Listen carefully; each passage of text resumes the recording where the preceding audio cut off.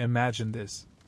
You wake on a strip of coast so narrow it feels like the mountains might tumble down into the sea and crush it at any moment. The air is thick with salt, sharp in your lungs, and the cries of gulls wheel above you, half drowned by the boom of waves against the rocks.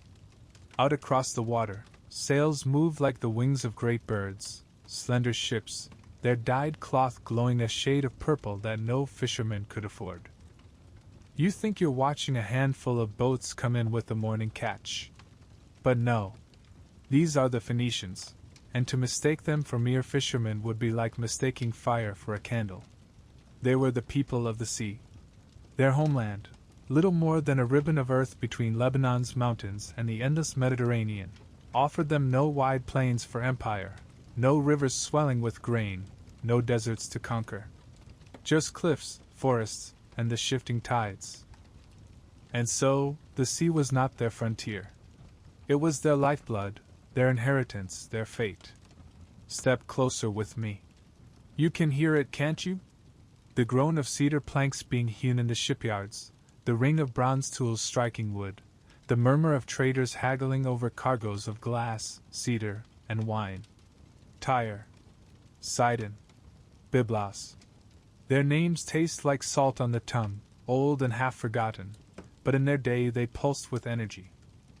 Small city-states clinging to the coast, rivals and partners both, their streets crammed with merchants who spoke in half a dozen tongues. And yet it all begins here, with a people pressed between mountain and sea, their eyes turning always to the horizon. Where others feared the deep, the Phoenicians felt at home. The creak of a deck beneath their feet was steadier than earth. The constellations overhead were not distant myths, but signposts, guiding them beyond the map's edge. Imagine standing with them at dawn, nets dripping on the shore, your skin sticky with salt and smoke from the hearths where fish are drying. Children run barefoot, their laughter mingling with the clash of traders bargaining in loud, urgent tones. A priest lights a brazier at the temple, smoke curling upward to Baal or Astarte, gods of storm and fertility, protectors of sailors. The whole city lives with one ear tuned to the sea, the rhythm of tides, the promise of ships returning, the fear of those that never will. But what made these people different, what turned them from coastal villagers into masters of an entire sea, was not simply the ships they built, or the dye they wrung from tiny shells. It was their restlessness, their hunger, their refusal to let the land's narrow boundaries define them. The mountains closed in, the empires pressed against their backs, Egyptians, Hittites, Assyrians, but the sea opened outward, limitless, calling them farther and farther. And so they sailed. This is where our journey begins, among the Phoenicians, whose story is not written in marble palaces or vast armies, but in the creak of timber, the hiss of waves against the prow, and the endless search for new harbors. Step aboard with me now. The oars are ready. The horizon is waiting. The deck beneath your feet rocks gently, and the smell of tar, pitch, and cedar clings to the air. The fishermen's cries fade behind you, replaced by the thunder of hammers and the sharp rasp of saws. Ahead, the coastline curls inward, revealing a sight that steals your breath, a city rising from the sea like a living jewel. This is Sidon, or perhaps Tyre, or Byblos. To step ashore at any one of them is to enter a world that hums with an energy different from the great empires around them. They are not sprawling kingdoms bound by borders and armies. They are cities, self-contained, proud, fiercely independent, yet bound to one another by trade and blood and a shared reverence for the sea. Imagine walking up the narrow causeway into Tyre, the island city that floats a half-mile from the mainland like a ship anchored forever in stone. Its walls rise straight from the waves, battered by salt and spray, impossible to breach without a fleet. Sailors from Cyprus, Egypt, and even far-off Crete steer their ships into the harbor, where the water glitters with oil and sunlight. You hear the shouts of dock workers hauling amphorae of wine, bundles of papyrus, ingots of copper and tin. The quays are alive with a chaos that somehow resolves itself into rhythm, the bellow of oxen dragging carts, the curses of sailors unloading cargo, the song of a flute drifting above it all. Byblos, older still, bears the weight of ages. Its name whispers of papyrus, for it is here that Egyptian traders once came in search of cedar to build their temples and ships. Walk its streets, and you see the scars of centuries, crumbling walls rebuilt again and again, temples to Baal and Astarte standing beside shrines raised to Egyptian gods, as though the city itself is a palimpsest, each era written over the last. Here, merchants haggle over rolls of papyrus and carved ivory, their tongues weaving Greek, Egyptian, and Phoenician words together in a tapestry of trade. Sidon gleams with a different brilliance. Known for its glassmakers, its artisans bend fire and sand into shimmering vessels, translucent blues, greens, and ambers that catch the Mediterranean sun like frozen drops of sea. Imagine the glow of furnaces spilling onto the cobblestones, the hiss of molten glass taking shape under steady hands. In the markets, you hear the clash of bronze blades, the hum of looms weaving fine linen, the splash of dye vats where the precious purple liquid seeps into cloth reserved for kings. Sidon smells of smoke, salt, and wealth. Each city-state is small, but together they are a web of power stretching across the coast. Their rivalry is fierce. Sidon vies with Tyre for dominance, Byblos clings to its ancient prestige, Arwood stands defiant on its island.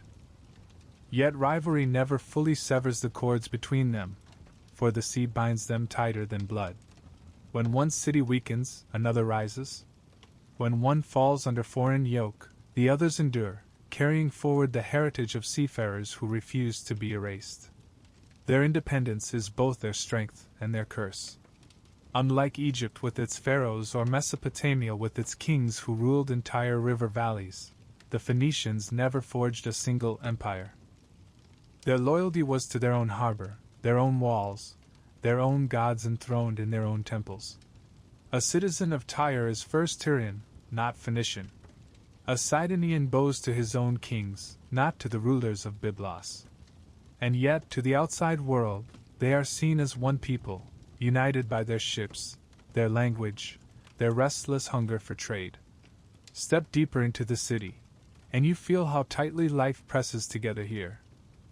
Houses rise tall and narrow, packed shoulder to shoulder along crooked streets paved with worn stone. Laundry flutters from balconies, the smell of fish and roasting lamb hangs heavy in the air, and children dart between stalls chasing one another with shouts that echo off the walls. In the courtyards of the wealthy, olive trees cast dappled shade over pools of clear water, and mosaics glimmer underfoot, depicting dolphins, ships, and gods of the sea. Listen to the city's heartbeat, the clang of temple bells, the calls of priests urging offerings to Melkart, to Baal, to Astarte. At dawn, smoke rises from braziers as worshippers lay out bread, wine, and incense. The gods here are fierce, tangled with the storm and the sea, demanding both reverence and sacrifice. Sailors kneel before setting out, pressing their foreheads to stone altars, begging safe passage. Mothers pray to Astarte for fertility, for love, for protection. The line between the divine and the everyday is as thin as a veil of incense drifting on the breeze. And yet the cities are not only places of worship. They are living machines of commerce. Every alley leads to a market, every market spills into a dock, every dock leads to the open sea. The rhythm of daily life is not dictated by king's decrees or priest's chants, but by the arrival and departure of ships. A galley slides into harbor with its hull full of silver from Iberia, and suddenly the market thrums with excitement. Another sets sail for Egypt laden with cedar logs, and carpenters feel the loss like a wound. The city lives and breathes by the tide. Stand at the city gates, and you see the flow of caravans winding down from the mountains. Donkeys laden with timber, jars of honey, baskets of figs. The coast is narrow, but the hinterland stretches up into Lebanon's forests, where mighty cedars rise straight and tall, coveted by kings across the world. Felling them is backbreaking work, but their trunks become ships, palaces, temples, wood fit for gods. From the gate to the harbor, The city is a funnel through which everything passes: goods, wealth, and ideas. And here lies the genius of the Phoenician city-state, not in conquering land, but in mastering movement. Others raised armies to seize territory. The Phoenicians raised fleets to seize opportunity. They built no empire of soil and stone, but an empire of trade, ephemeral as waves, resilient as tides. Their cities, small as they were, became giants in influence, their reach stretching far beyond their walls. As dusk falls over Tyre, lamps flicker to life, and the streets pulse with a different kind of energy. The market's quiet, but the taverns come alive with song and laughter. Sailors gather, their faces burned by wind and sun, their tongues loosened by wine. Stories spill into the night, of storms survived, of monsters glimpsed in uncharted waters, of strange lands where the people paint their faces blue or where rivers run with silver. Myths and truths mingle freely, and no one bothers to separate them. For the Phoenicians, every journey holds a kernel of both. Walk with me out onto the seawall, where the city meets the waves. Look back at the lights gleaming in the windows, the silhouettes of temples against the stars, the masts swaying in the harbor like a forest of cedar trunks. These are not vast cities, not mighty capitals, but they glow with a kind of defiance. They endure because they adapt. They thrive because they move. Each one is a flame in the darkness of the ancient sea, and together they form a constellation: Sidon, Tyre, Byblos, Arwit, guiding sailors across the waters just as surely as the stars overhead. The night wind is cool on your face, and you feel the pull of the sea again. From these city-states, the Phoenicians will launch their galleys and merchantmen, sleek ships that will carry them farther than any people of their time dared to go. Already, the shipwrights work by torchlight, carving keels, sealing seams with pitch, dreaming of horizons still unseen. The story of the Phoenicians does not end at their city gates. It begins there, and sails outward into the wide and waiting sea. And so, with the smell of cedar and salt still clinging to you, we step from the crowded streets of the city-state and walk toward the shipyards, where tomorrow's voyages are being borne plank by plank. The people of the sea are ready, and the ships, their true legacy, wait to carry them beyond sight of shore. The night clings softly to the city, torches guttering in the narrow lanes, but down by the harbor there is no stillness. The shipyards never truly sleep.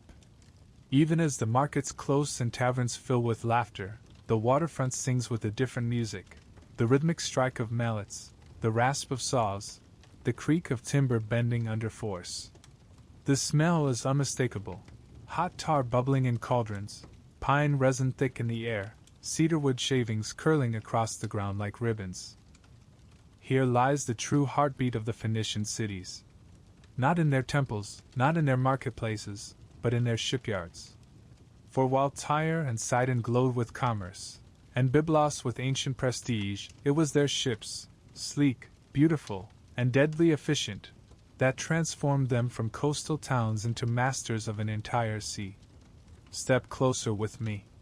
The yard stretches before you like an open anatomy of the sea's favorite creature. Half-finished hulls lie tilted on their sides, ribs of cedar exposed, their skeletons rising against the starry night like whales pulled from the deep. Teams of men swarm across them, each movement practiced, deliberate. A carpenter planes a beam smooth, his strokes sending up a sweet perfume of cedar. Another kneels beside a joint, hammering in bronze nails that ring sharp and clear in the night. Others mix pitch and resin over low fires, the black tar bubbling thick, ready to seal the seams against the endless hunger of salt water. The Phoenicians had no sprawling lands to farm, no great rivers to command, but they had cedar. The forests of Lebanon rose like a green crown above the coast, trees that stood tall, straight, and strong. To the Egyptians, Mesopotamians, and Hittites, cedar was treasure, timber that did not rot, that could be carved into palaces or temples. To the Phoenicians, it was more than treasure. It was the flesh and bone of their ships. Each trunk was chosen with reverence, felled with care, dragged down the mountain slopes to the shore. Every beam held the promise of a voyage, every plank a horizon waiting to be reached. Imagine standing beside a finished merchantman. Its hull gleams with resin, the cedar polished to a honey glow. The bow curves upward in a proud arc, often carved with the image of a horse's head or some other guardian figure to cut the waves and ward off misfortune. Along its length, sturdy benches wait for rowers, oars carved smooth and balanced, ready to rise and fall in unison like the beating of a single enormous heart. The sail, furled now, hangs like a sleeping wing, dyed linen reinforced with cord, waiting to be unfurled to catch the Mediterranean winds. The Phoenicians built not just one kind of ship, but many, each designed with a craftsman's precision for its task. The nimble galley, long and narrow, bristled with oars and speed, perfect for carrying armed men across short distances, or for ramming a rival vessel with its bronze-shod prow. The stout merchant vessel, broader and deeper, sacrificed swiftness for endurance, capable of carrying enormous cargoes of wine, olive oil, glass, or cedar logs across the sea. Some were small coastal craft, hugging the shoreline from harbor to harbor. Others were made to vanish beyond the horizon, their crews gone for months, even years. Stand on the slipway, and you can almost feel the anticipation as a ship nears completion. Its hull rests on greased rollers, and when the time comes, a great shout rises from the workers. The ropes are cut, the supports knocked away, and with a groan and a thunder of movement, the vessel slides into the sea. Water erupts in a white plume as the prow strikes, and for a moment, it shudders like a living creature taking its first breath. Then, buoyant and free, it steadies, rocking gently as it settles into the waves. A cheer bursts across the shipyard. Another Phoenician child has been born, and soon it will carry men and goods far from these shores. But these ships were more than wood and rope.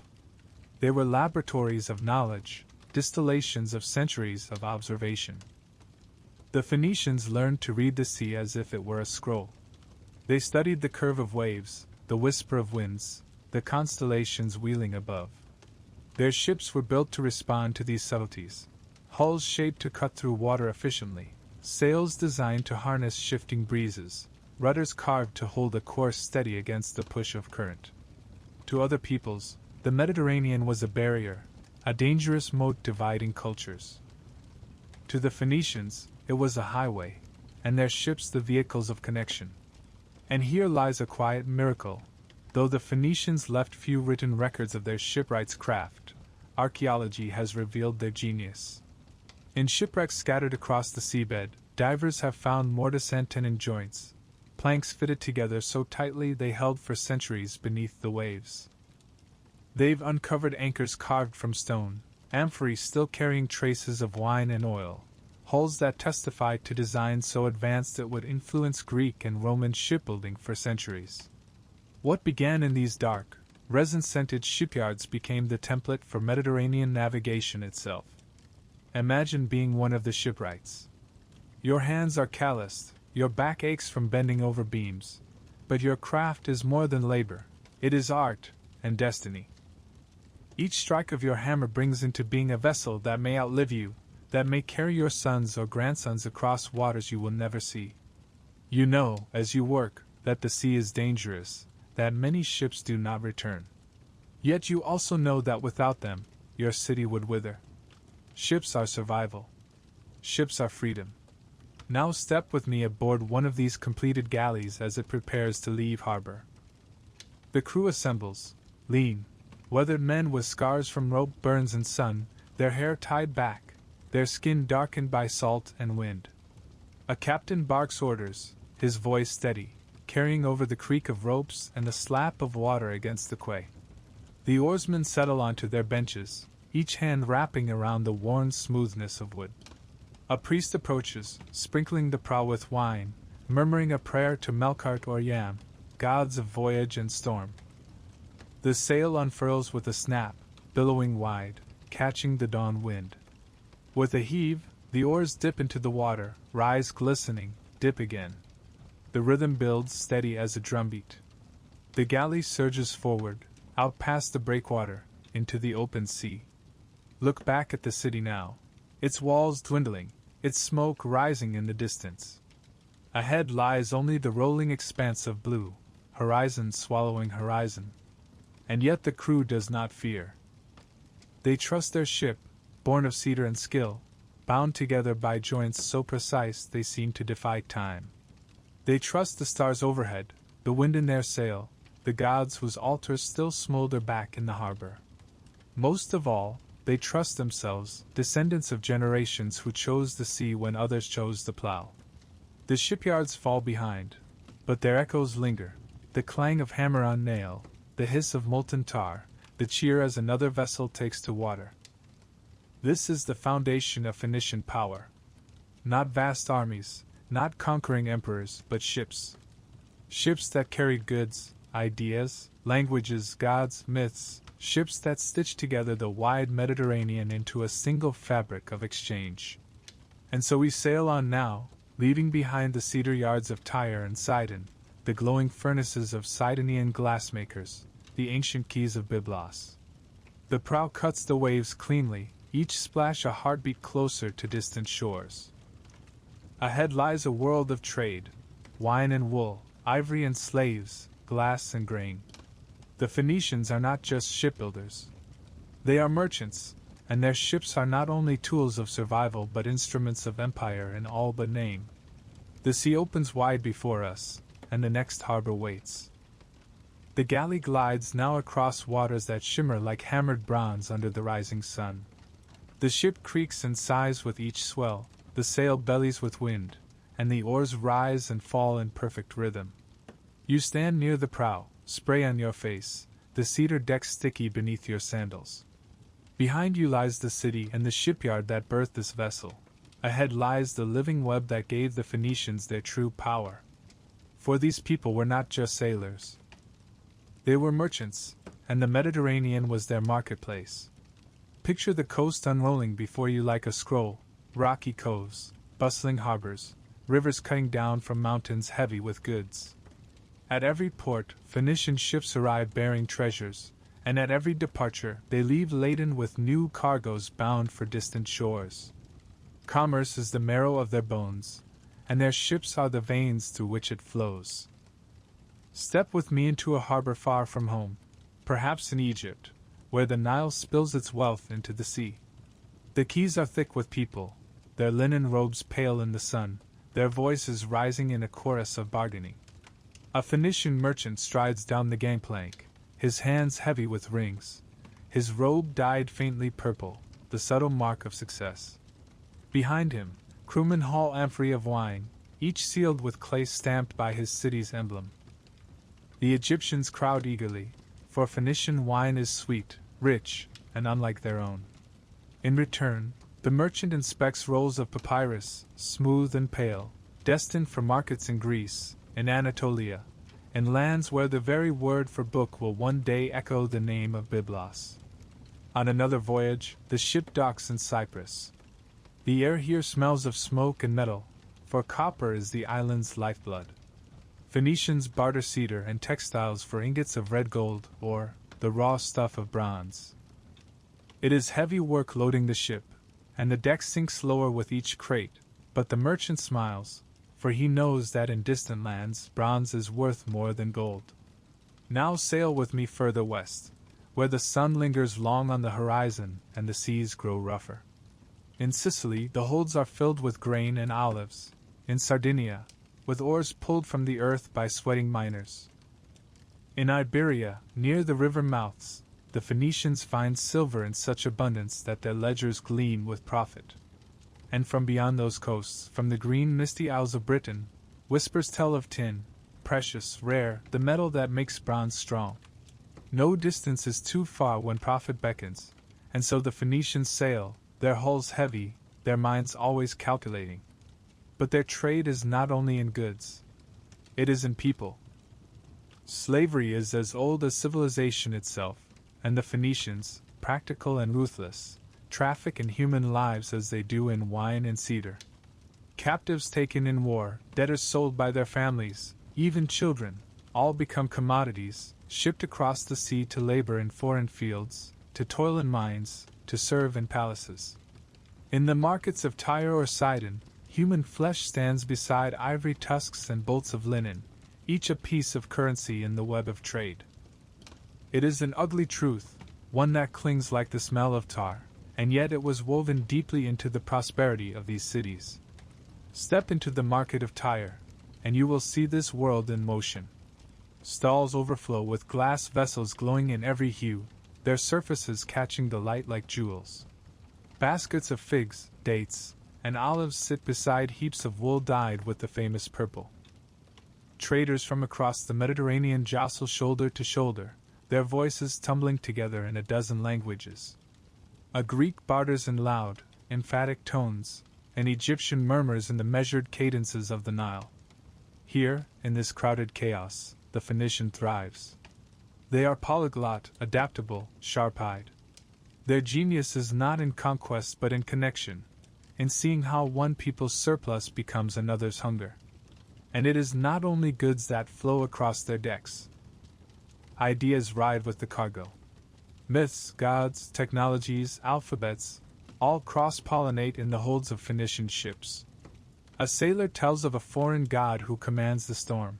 A priest listens and folds the tale into his own rites. A craftsman glimpses a new technique for shaping bronze, and by the time he returns home, it has become part of Phoenician tradition. In this way, the cities of the coast become crossroads of the ancient world, each market stall a place where cultures brush shoulders and exchange more than coin. The merchants themselves are a breed apart. Picture one, his beard trimmed neatly, his eyes quick, his hands calloused not from the plow but from counting coin and hefting amphorae. He is a negotiator, a diplomat, a gambler who stakes his fortune on winds and waves. He must know not only the value of cedar and glass but the moods of kings, the dangers of pirates, the laws of foreign ports. His ledger is as important as his sail, his silver tongue as vital as the strength of his crew. He lives on risk, and thrives in uncertainty. At night, when the day's bargaining is done, the merchants gather in taverns by the harbor. The air is thick with smoke and laughter, the tables sticky with spilled wine. They swap tales of voyages, of profits made and losses suffered. One boasts of silver bought cheap in Iberia, another of glass sold dear in Crete. A third, older and quieter, speaks of storms that swallowed entire fleets, of men who never returned. The younger merchants laugh, wave away his gloom, but in their eyes flickers a shadow of fear. For all their mastery, the sea is still a capricious partner, generous one day, merciless the next. And yet, despite the dangers, the Phoenicians cannot stop. To trade is to live. To build ships is to breathe. Their wealth flows not from fields or armies but from the endless motion of exchange. And with every voyage, their influence spreads farther. In foreign ports, their purple cloth adorns kings, their glass catches the light of foreign hearths, their wine sweetens foreign feasts. Slowly, almost invisibly, the Phoenicians weave themselves into the fabric of other people's lives, so that even those who despise them cannot do without them. Now, as our galley slips once more into the open water, you can feel the weight of the cargo deep in its hold. Amphorae slosh with wine, bundles of textiles press against one another, coils of rope creak with strain. The crew moves with quiet efficiency, adjusting sail and oars, steering by stars that glitter above like a map only they can read. You lean against the rail, and the wind carries with it the mingled scents of tar, salt, and figs. Ahead lies another port, another market, another bargain to be struck. This is the life of the Phoenicians, not bound to one land, but stretched across many. Not defined by empire, but by exchange. Their legacy is not in monuments of stone but in the invisible threads of commerce that tied together distant shores. Theirs was an empire of merchants, ephemeral as the wind, enduring as the tide. And so, from the crowded quays of Tyre to the silver rivers of Iberia, from the papyrus markets of Egypt to the tin mines of Britain, the Phoenicians carried their goods and their gods, their letters and their legends. The sea was their marketplace, and the world their customer. Now, as the galley turns toward home, its hull groaning with the wealth of distant lands, the crew sings softly, their voices rising over the splash of oars. The stars wheel overhead, steady and familiar, and the ship cuts its path across the water like a quill across parchment. And you realize, this story is only beginning. For among all the goods they carried, one was more precious than wine or silver, more enduring than cedar or glass. A gift so small it could be scratched on a potsherd, yet so vast it would change the world. And with that, we sailed gently toward the next horizon, the tale of purple gold, the dye of kings wrung from shells, dripping drop by drop into history. The ship rocks gently as it approaches the harbor, its hull heavy with the wealth of distant lands. The air is thick with salt and tar, but another scent soon rises above the rest, sharp, briny, and almost unbearably pungent. At first it stings the nose, and you wonder if some cargo has spoiled in the hold. Then you notice it wafting from the shore, drifting over the quays and through the streets of Tyre and Sidon. It is the smell of wealth, though to call it pleasant would be a lie. This is the stench of murex, the sea snail whose secret would give the Phoenicians their most famous treasure, purple dye, drop by drop, worth more than silver, more than gold. Step ashore and follow me through the narrow lanes that twist down toward the workshops. The air grows thicker as we walk, rank with a fishy rot that clings to your clothes and hair. Sailors wrinkle their noses as they pass, merchants curse under their breath, yet here, in these vats and pits, the Phoenicians turn decay into riches. Imagine the scene, vast piles of shells heaped like mountains, cracked open to reveal the tiny gland that holds the precious fluid. Workers, their hands raw from the brine, crush the shells with stone hammers, scrape out the glands, and toss them into vats where they fester in the sun. The smell is overwhelming, foul enough to make strangers gag. And yet from this muck, color is born. At first it looks pale, almost colorless, a faint yellowish ooze. But as the glands ferment and the mixture is heated in great cauldrons, the alchemy begins. Slowly the dye shifts, from green to blue to a deep, lustrous purple that seems to catch the light like a jewel. The workers stir it with long poles, their arms streaked with stains that will never wash away. When the liquid reaches perfection, they dip in skeins of wool or linen, lifting them out dripping, steaming, transformed. The cloth darkens as it dries, settling into that unmistakable shade, rich, glowing, almost alive, as though the sea itself has bled into the fabric. This is Tyrian purple, the color of kings. To wear it is to command not only wealth but divinity. In Mesopotamia, in Egypt, in Greece and Rome, purple becomes the shade of rulers, of priests, of those who claimed the favor of the gods. It is not just a color, it is a statement, a weapon, a crown woven into fabric. And it all begins here, in the stinking pits of Phoenician workshops, with thousands upon thousands of crushed shells. Consider the cost. To dye a single cloak requires the glands of tens of thousands of snails. Each one must be collected by hand, plucked from rocks along the coast or dredged from the sea. Fishermen haul them in by the basket, their catches smelling worse than rot. Workers labor endlessly to process them, boiling and fermenting until the stench seeps into their skin. And yet the demand never ceases. Kings will pay fortunes, priests will empty treasuries, generals will offer tribute, all for the chance to wrap themselves in the sea's most elusive gift. The dye's power is not only economic, but symbolic. To drape yourself in purple is to declare that you are set apart, chosen, elevated above the common throng. In Babylon, priests wear purple in their rituals. In Egypt, nobles add it to their robes as a sign of divine favor. The Greeks, dazzled by its brilliance, weave myths about the discovery of the dye itself. One story tells of the god Melkart, walking along the shore with his beloved. A dog bites into a murex shell and stains its mouth purple. His lover, enchanted by the color, demands a garment dyed in the same shade. And so, the story goes, the Phoenicians learned to wring wealth from snails. Whether myth or memory, the tale captures the truth. This color enchanted the world. Walk with me now into the storehouse, where the finished cloth lies folded in neat bundles. Even in the dim light, the purple glows like embers, deep and commanding. Merchants guard it carefully, for a single bolt can buy land, slaves, even ships. Smugglers risk their lives to carry it across borders, and kings decree laws controlling who may wear it. To don purple without permission is to invite punishment, for the color itself becomes a symbol of authority, guarded as jealously as a crown of gold. And yet, the irony lingers. Behind the glory, behind the glittering robes, lies the labor of countless nameless workers, fishermen hauling snails, slaves crushing shells, dyers stirring vats of reeking brine. Their lives are stained with the same purple that crowns kings, but for them it brings no glory, only exhaustion and the permanent stink of their craft. If you pass one in the street, you will know it instantly, for the smell clings to their very skin, a mark of the work that sustains empires.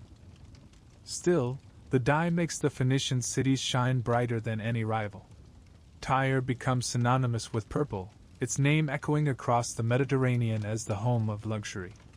Sidon's markets overflow with fine cloth, and Byblos adds purple to its rolls of papyrus, elevating both. The dye travels farther than any ship might dream, to Assyrian palaces, to Egyptian temples, to Greek theaters where actors wear purple robes to embody kings and gods. With every thread, Phoenician influence weaves itself deeper into the fabric of the world. But the dye is more than wealth, more than status. It is memory. Even centuries after the Phoenician cities crumble, even after Carthage rises and falls, the association endures. Rome inherits the mantle, reserving purple for emperors, decreeing death for those who dare wear it without sanction. And when Byzantium rises, its rulers declare themselves born in the purple, their very lineage wrapped in the legacy of Phoenician seashells. To this day, purple carries echoes of power, of majesty, of something beyond the ordinary. Stand once more on the quayside as night falls. The air is cool, but the stench of the dye lingers, heavy and acrid. Workers haul the day's shells to the pits, their shadows long in the torchlight. Merchants close their ledgers, satisfied with the day's profit. And in the palace above, a noble dons a cloak freshly dyed, its folds catching the lamplight with a shimmer that no words can truly capture. From seat to snail to vat to cloth, the journey is complete, a transformation so unlikely, so costly, that it becomes magic. The Phoenicians knew this. They knew that wealth lies not only in the raw goods of the world, but in the ability to transform them, to take what is base and foul and turn it into something kings will kill for. In cedar beams, they built ships. In molten sand, they made glass. In rotting shells, they made purple. Always the same genius, to see what others overlook, and from it to weave a fortune. And so the story of purple gold becomes another wave in the tide of Phoenician legacy. From the cedar forests to the shipyards, from the bustling markets to the dye pits, everything turns toward the sea, toward commerce, toward transformation. Their cities glitter not with empire, but with ingenuity, and from their narrow strip of coast, they dye the very fabric of civilization. The tide shifts now, and our gaze turns outward once more.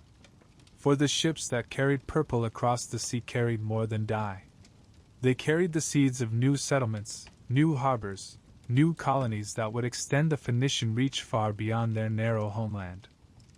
And so, from the stink of dye pits, we follow the ships westward, to the distant shores where Phoenician outposts rose like stepping stones across the sea, a web of colonies, the greatest of which would bear a name still heavy with history, Carthage. The dye vats of Tyre fade behind us, their stench lingering in the air like a ghost, but already the horizon calls again. The ships, their sails patched with purple and their hulls groaning with cargo, never linger too long in port. They are restless things, born for motion. And with every journey outward, every voyage across the glittering expanse of the sea, the Phoenicians plant something more enduring than goods or dye, colonies, footholds scattered across distant coasts. like sparks carried on the wind to kindle new fires. Close your eyes and picture the Mediterranean not as the blue emptiness you might see from a cliff, but as a vast living web. Each strand is a route, each knot a harbor. From the coast of Lebanon, lines stretch outward, north to Cyprus, west to Sicily and Sardinia, farther still to Iberia and beyond. At each point, the Phoenicians leave behind more than traders. They leave communities, shrines, shipyards, markets. A chain of outposts that together form a network stronger than any empire of land. The colonies are not massive, not sprawling cities at first. They begin as stations, simple anchorages where sailors can rest, repair their ships, and store goods. Picture a rocky cove in North Africa, the shore dotted with rough huts of stone and reed. Smoke rises from small hearths where fish roast, while merchants tally ledgers by torchlight. At the edge of the settlement, a tiny temple stands, its altar blackened with offerings of wine and oil to Melkart, protector of voyagers. It is humble, almost fragile, yet it is a beginning. In time, some of these stations grow. More families arrive, drawn by trade, by opportunity, by the promise of new lands less crowded than the narrow strip of home. Houses of stone replace huts, markets sprout, walls rise. The colony becomes a city, a daughter of Tyre or Sidon, proud in its own right. And soon, the Mediterranean is dotted with these daughters, Gades on the edge of Iberia, Utica along the North African coast, Motia in Sicily. Each bears its mother's blood, the same gods, the same tongue, the same restless hunger for trade. But among them all, one rises brightest, Carthage.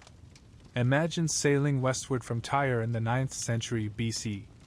Weeks pass at sea, storms lash the deck, but at last the coast of North Africa emerges, a long line of sand and scrub broken by a sheltered bay. Here, the Tyrans land, led, so legend says, by a queen named Elissa, or Dido, fleeing from strife at home. They lay their foundations on a peninsula, surrounded by water on three sides, defensible and fertile. Carthage is born. From the start, Carthage is different. Where other colonies remain small, dependent, this one grows rapidly, its position perfect for trade. Caravans from the African interior bring ivory, gold, and slaves. Ships from Iberia arrive laden with silver and tin. Grain pours in from fertile hinterlands, feeding a city that swells with people. Its harbors expand, its walls thicken, its markets overflow. Soon, Carthage is not just a daughter of Tyre, it is a rival, a power in its own right. Picture its harbor at its height, a vast double structure, outer docks for merchant ships, inner basins for the war fleet, ringed with warehouses and arsenals. From above, it is a perfect circle, a man-made lagoon where hundreds of ships can shelter. In its center rises an island with an admiralty, a throne-like platform where commanders oversee the bustle. Carthage hums with the sound of hammers and saws, the shouts of sailors, the cries of merchants. If Tyre is the mother, Carthage becomes the daughter who outshines her, whose fame will one day echo in the fear of Rome itself.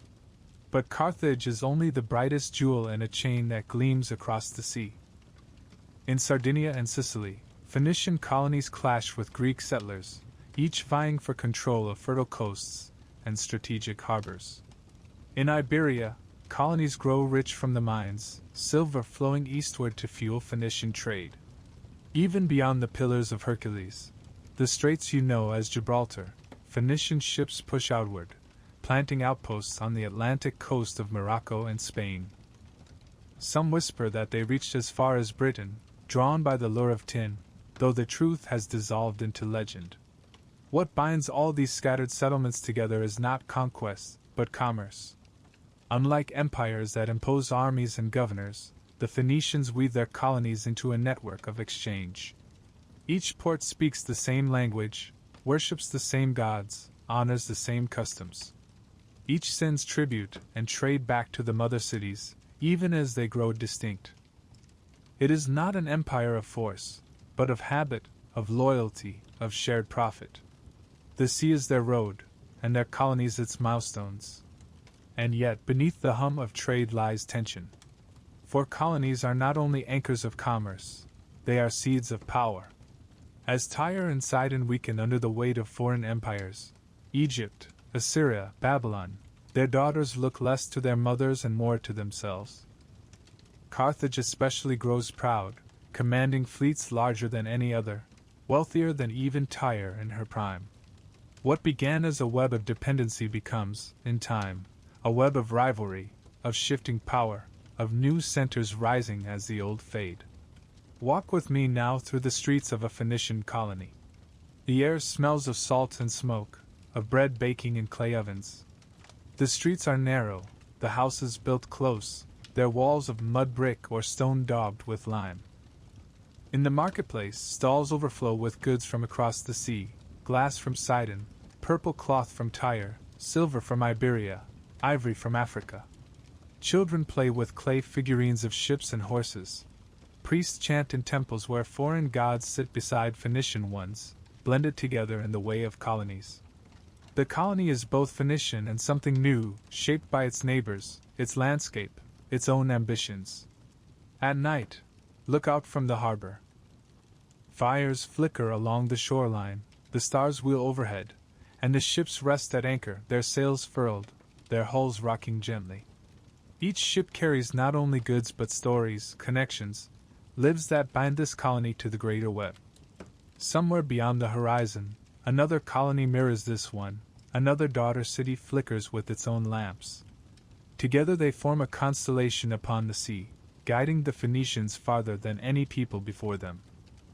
And so, from Tyre and Sidon's crowded coasts, the Phoenicians stretch themselves thin but strong across the Mediterranean. Their colonies are not empires carved by the sword, but stepping stones of commerce, outposts of culture, beacons of trade. They endure storms, wars, and the rise and fall of kings because they are not one city, but many, a web spread wide, resilient as the tide. The ships are ready once more. Their holds are heavy with purple cloth, with silver ingots, with amphorae of wine. Their sails strain against the wind, their oars dip into the dark water, and the web grows tighter, stronger, more intricate with every voyage. Ahead lies not only new markets, but something greater, a gift that will outlast even Carthage itself. A gift so simple, so unassuming, that it can be carried in the palm of a hand, an alphabet, the letters that will give voice to nations, to poets, to history itself. And so, as we leave the harbors of the colonies behind, we follow the thread to its most enduring legacy, the gift of letters, born from merchants' need for record and memory, and destined to become the foundation of the Western world. The sea is never silent. Even on the calmest night, it whispers, waves licking against hulls, rigging creaking softly, timbers groaning as if they remember the mountains they once were. For the Phoenicians, these whispers carried more than the sound of the tide. They carried memory. And memory, when you are a people forever in motion, is fragile.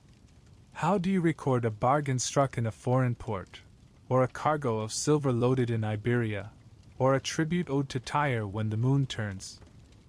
Spoken words drift away like foam on water. But written marks, those endure.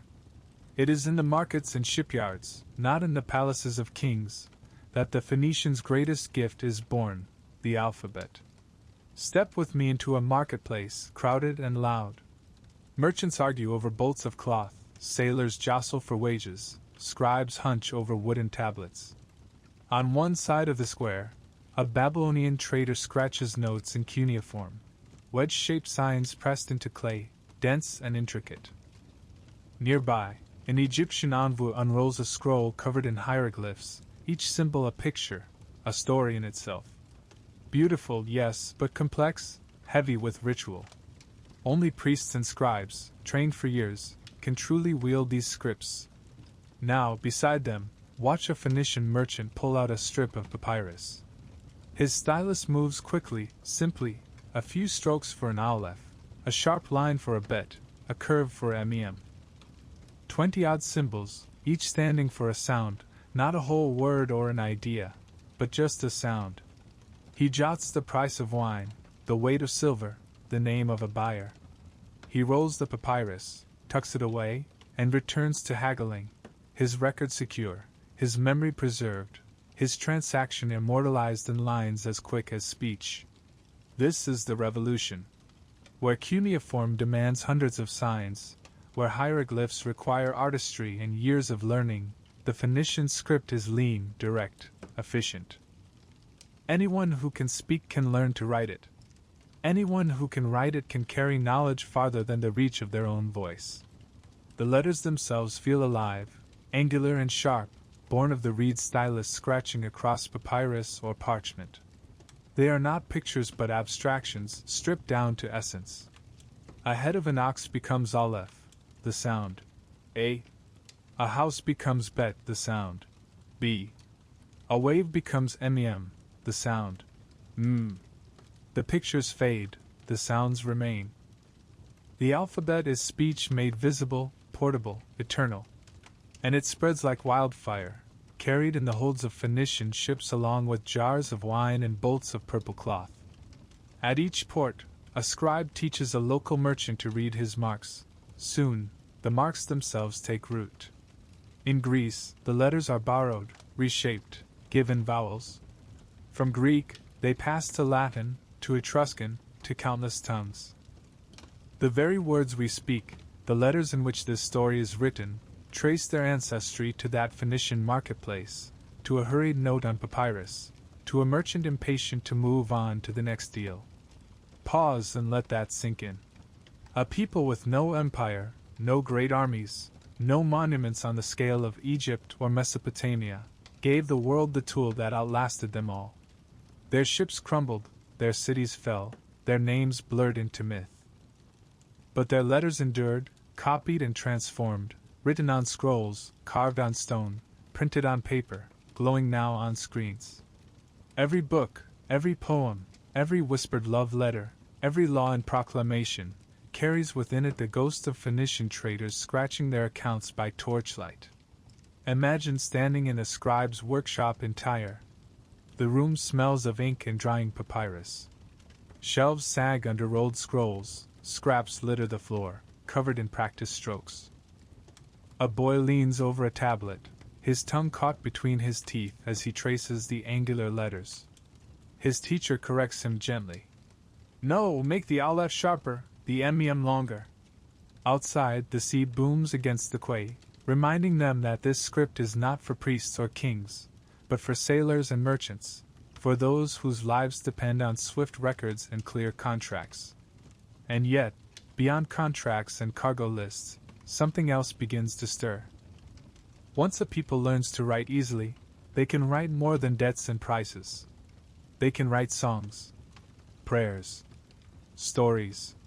The Phoenician alphabet, though practical in origin, becomes a seed of culture wherever it lands. In Greece, it blossoms into epic poetry, in Rome, into law and oratory, in later centuries, into the scriptures and chronicles that would shape entire civilizations. The gift of letters is not only a tool of trade, it is a gift of thought, of memory, of imagination. Consider the irony: the Phoenicians themselves left behind few texts. Their libraries, if they had them, did not survive the fires of conquest. What we know of their stories comes through others: Greeks, Romans, enemies who half admired, half despised them. Yet the letters they gave away thrived more fully elsewhere, like seeds scattered by wind. The Phoenicians taught the world to write, and in doing so, wrote themselves out of memory. And still, in every alphabet we use, their presence lingers, silent and invisible, like the tide beneath the waves. Step back now and see the larger picture. A people pressed between mountains and sea, with no empire to shield them, carved out a legacy not with swords, but with symbols.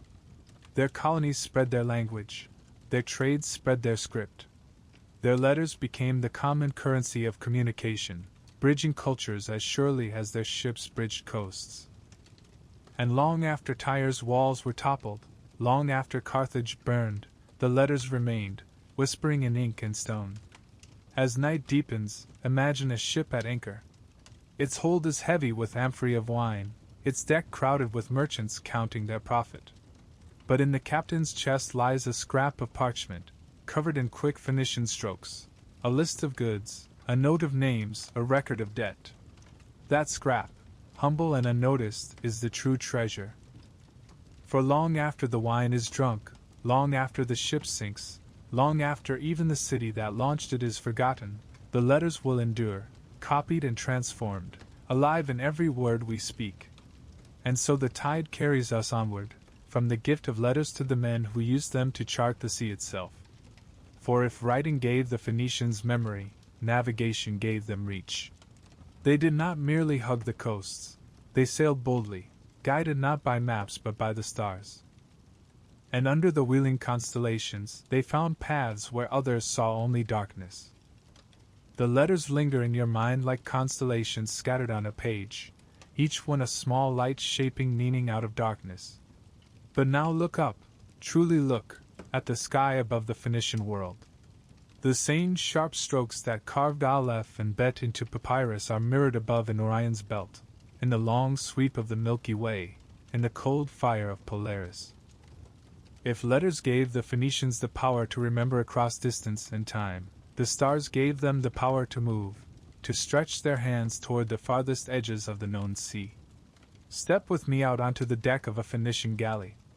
It is night, the sail is furled, and the oars rest silent against the gunwales. The sea is calm, black as ink, and the air tastes faintly of brine and pitch.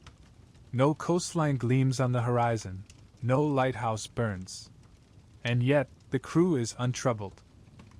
For above them spreads a map older than any parchment, surer than any chart. The stars wheel in their endless dance, and the Phoenicians read them as easily as a merchant reads his ledger. Polaris, the North Star, fixed and steady, becomes their anchor in the sky. By its height above the horizon, they measure the latitude, knowing how far north or south they have drifted. The constellations rise and set in patterns they memorize by heart. Orion striding across the winter heavens, the Pleiades glittering like a spilled handful of gems, Ursa Major pointing its great paw toward the pole. Each star is a compass point, each constellation a guidepost. But navigation is not only the work of eyes. It is the work of ears and skin and memory. Listen to the sea beneath you. The hiss of waves against the prow tells you the wind's direction. The rhythm of swell reveals whether you are in open water or near land. Feel the air. Its warmth or chill betrays the currents you ride. Smell the breeze. The faint odor of pine hints at a distant shore, the stink of rot at a river mouth. The Phoenician sailor is an instrument tuned to the sea, his body a compass, his senses sharpened by generations who lived and died by such perceptions. By day, the sun serves as their guide, its arc steady across the heavens. By night, the stars take its place. And when clouds obscure the sky, the sailors turn to the flight of birds, the color of water, the drift of seaweed.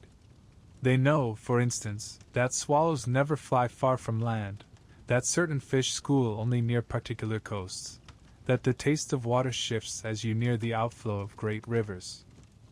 To modern eyes, it seems instinctual, mystical even, but it is knowledge layered patiently, voyage upon voyage, until it becomes second nature. Imagine them pushing westward, away from Cyprus, away from Sicily, out into waters most Greeks would fear to sail. The sea grows rougher, the winds more unpredictable, but the Phoenicians press on. At night, the sailors lie back on the deck, gazing upward. They trace lines from star to star, whispering their names, committing their courses to memory. A young boy on his first voyage repeats them under his breath like a prayer. Ash, Orion, Pleiades, Dog Star. His older companion smiles, correcting him when he falters. To the boy it is rote, to the man it is survival. And there is another guide, older than stars, tradition. The Phoenicians sail not with maps, but with the accumulated wisdom of their fathers. Each harbor, each cape, each hidden reef is remembered in story, in song, in scraps of writing carried aboard. A captain knows that after so many days from Cyprus, you will see the mountains of Crete rising from the sea, that after so many nights steering by Orion's belt, you will smell the resin of Sardinia's forests. It is an oral cartography, a geography sung and spoken, etched into the minds of sailors long before ink touches parchment. This mastery of navigation does more than keep them safe, it gives them advantage. Where other peoples hug the coasts, afraid to lose sight of land, the Phoenicians cut boldly across open water, shortening voyages, reaching places others cannot. Their ships arrive sooner, their markets fill faster, their colonies spread farther. The sea, which to so many is a barrier, becomes for them a bridge. Consider for a moment how this shapes the world. A Greek farmer, tied to his fields, may never travel more than a day from his village. An Egyptian priest, bound to his temple, may live and die within sight of the Nile. But a Phoenician sailor? He sees lands unknown to others, hears languages no one at home can imagine, returns with goods and stories that expand the very horizon of his people. His life is dangerous, yes, but it is also vast, filled with wonder and strangeness. And the stars themselves take on sacred weight. They are not just guides but God's lanterns, hung in the heavens to mark safe passage. Priests on shore watch them too, weaving their movements into rituals, linking them with Baal, with Astarte, with Melkart. To sail under the wrong constellation without the proper offering is to invite disaster. Navigation is not only science, it is faith. Each voyage is both calculation and prayer, each course plotted both by reason and by sacrifice. Now imagine a voyage farther still. Some whisper of journeys beyond the Pillars of Hercules, into the wild Atlantic, where no stars familiar to the Mediterranean rise.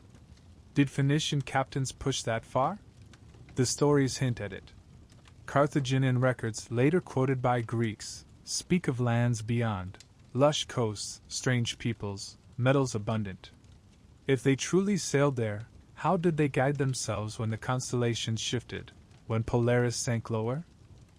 Perhaps they followed the setting sun, trusting that even in strange skies, the rhythm of the sea would not betray them. Whatever the truth, their reputation grew. To Greeks and Romans, the Phoenicians were not only traders but magicians of the sea, able to find their way where others became hopelessly lost. Tales spread of their secrecy, how they would rather wreck their ships than reveal their routes, how they misled rivals with false directions, how their captains carried the secrets of the stars like treasure more valuable than silver or purple dye. Navigation was their greatest guarded lore, their inheritance, and their weapon. Picture now the end of a long voyage. After weeks at sea, the lookout cries out, "Land!" The sailors cheer, relief flooding them. The stars that led them here fade into the dawn, but their work is not forgotten. Each point of light, each pattern in the heavens, has brought the ship safely across vast distances, stitching together the web of colonies, of trade, of empire in all but name.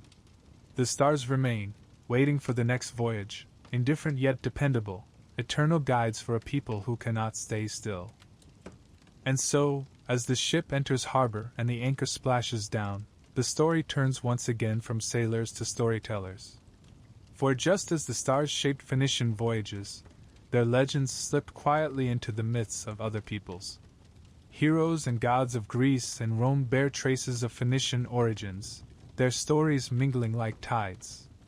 In the next breath, we step from the deck into the realm of myth, where history and legend blur, and the Phoenicians' shadows dance among foreign tales. The harbor fades behind us, the sails furled, the anchor steady, but our gaze no longer rests on cedar hulls or constellations.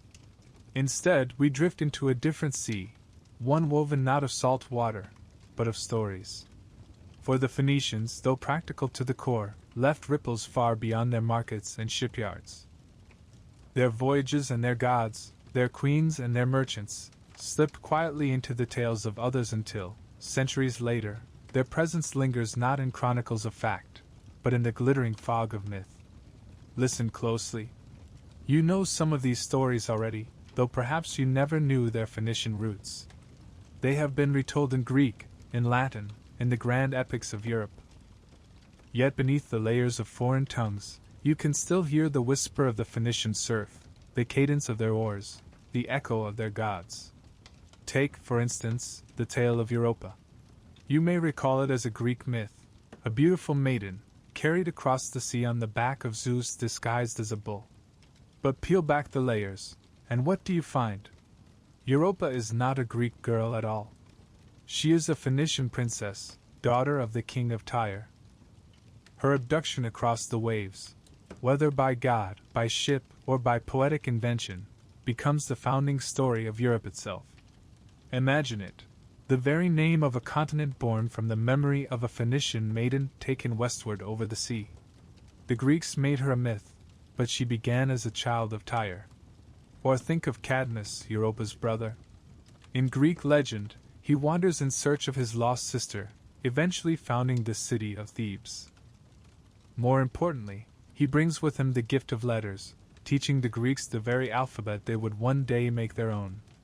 The story is wrapped in dragons and prophecies, but its heart is Phoenician, the transmission of writing from traders of the Levant to the eager scholars of Greece. In Cadmus, we see history blurred into myth, a Phoenician merchant transformed into a hero, his script into a divine gift. Another whisper, the story of Melkart, the great god of Tyre. To Phoenicians, he was lord of the city, protector of voyagers, embodiment of strength. To the Greeks, he became Hercules, the strong-man hero whose labors filled the pages of legend. Was this a borrowing, a blending, a shared memory? Perhaps all three. Stand in a Phoenician temple and see Melkart, crowned and robed, and you can almost glimpse the shadow of Hercules beside him, lion skin over his shoulder, club in hand. In one culture, a god, in another, a hero. In both, an echo of the same sea-bound people. Even the great myths of the sea itself bear Phoenician traces. The Greeks told tales of ships that dared the unknown, of heroes who braved the open waters. But the reality is that Phoenician sailors had already mapped these coasts, already traded in these harbors. Jason and the Argonauts, sailing in quest of the Golden Fleece, may well preserve distant memories of Phoenician voyages eastward, where gold was washed from rivers and carried home by ship. The line between legend and logbook blurs, and somewhere within those tales, a Phoenician captain nods knowingly, his story rewritten in foreign verse. Step into a Greek marketplace in the 5th century BC.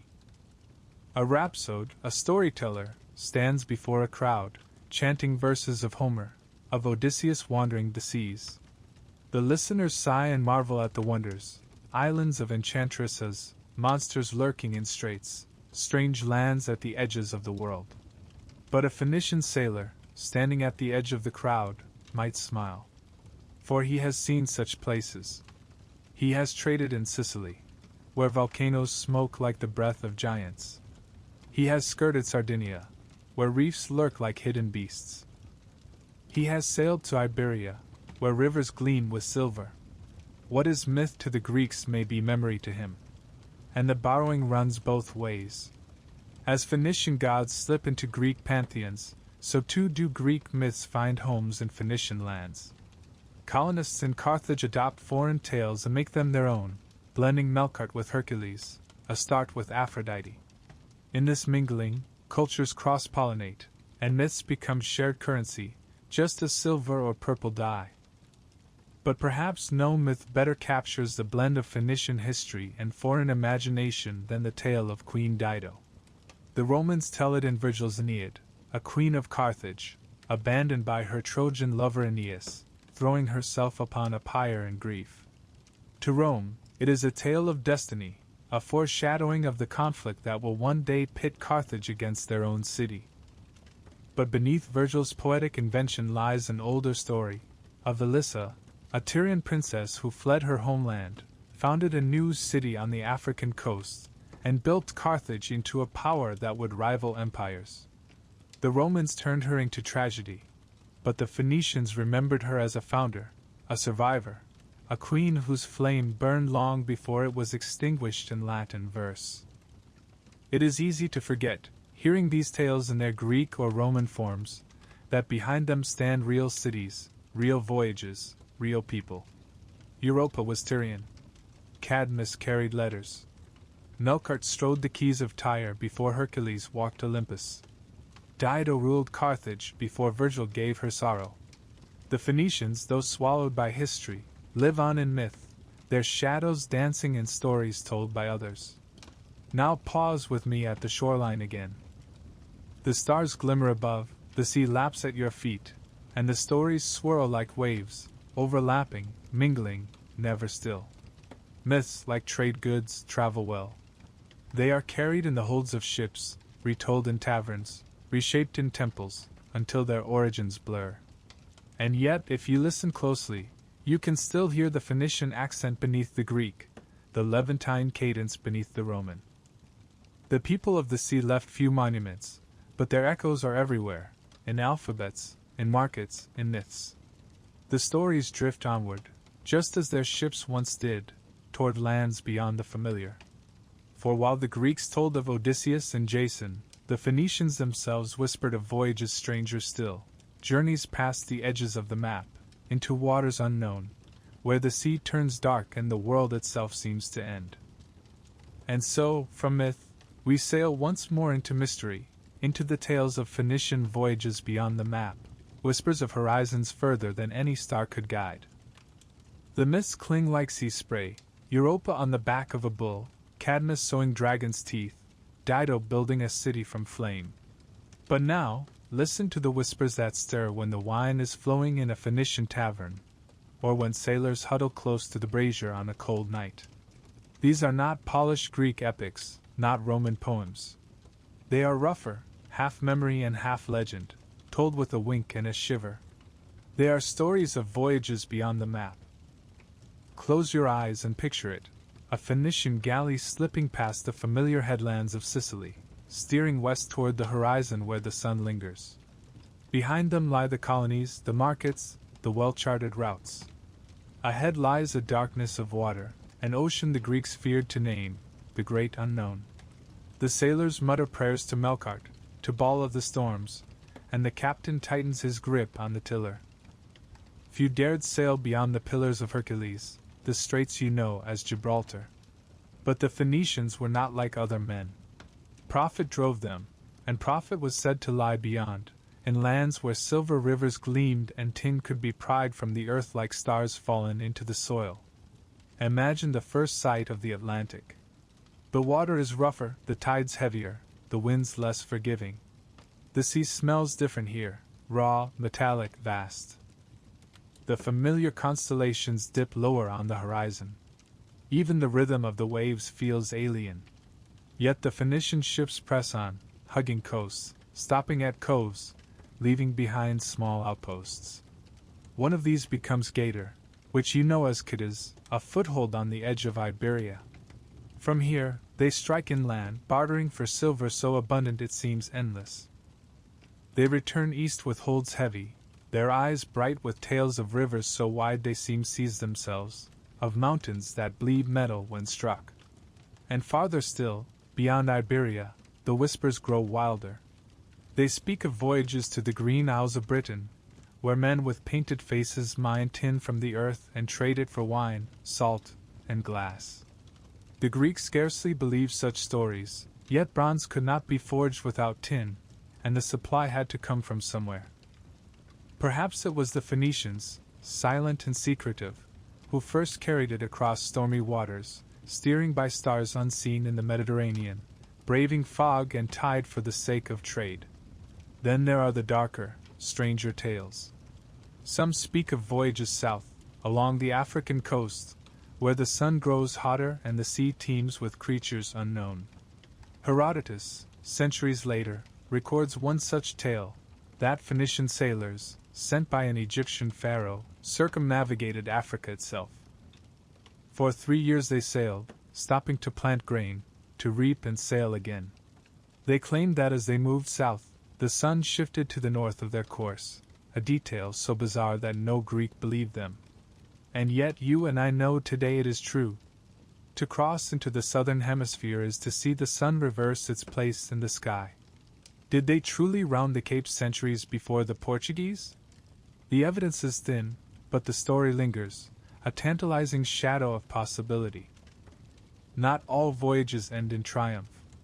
Some end in silence.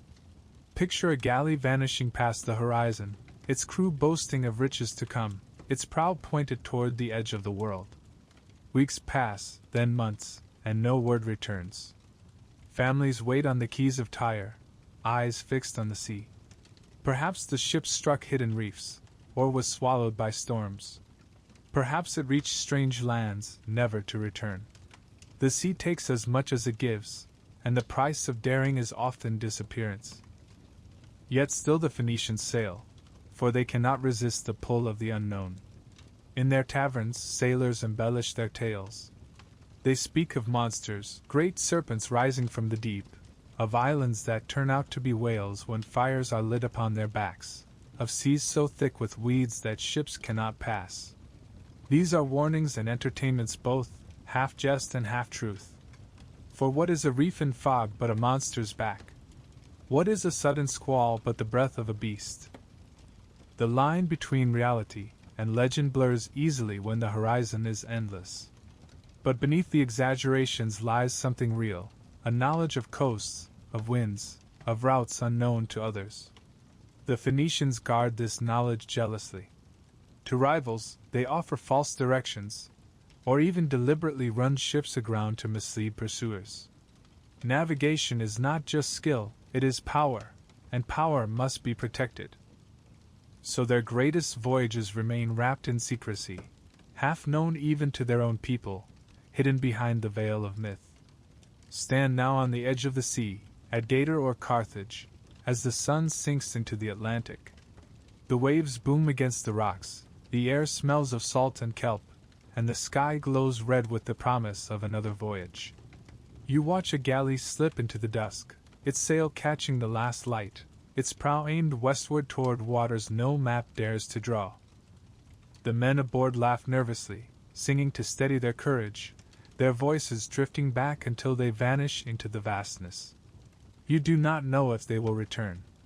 Perhaps they will bring silver and tin, tales of new lands, proof of worlds beyond the known. Perhaps the sea will claim them, their names swallowed by the tide. What you do know is this: their daring reshaped the ancient world.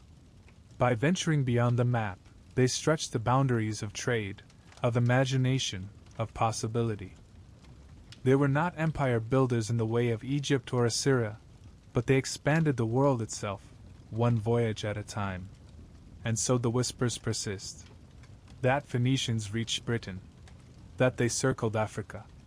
That they found islands far out in the Atlantic, green and fertile, waiting for settlers. Myths now, perhaps. But every myth begins with a spark of truth, a memory of a sail on the horizon, a rumor carried home in a sailor's tale.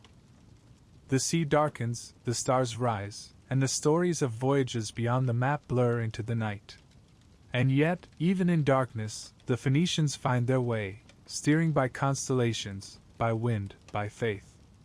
For beyond the myth lies the merchant's truth, that every horizon hides another shore, and every unknown sea another market.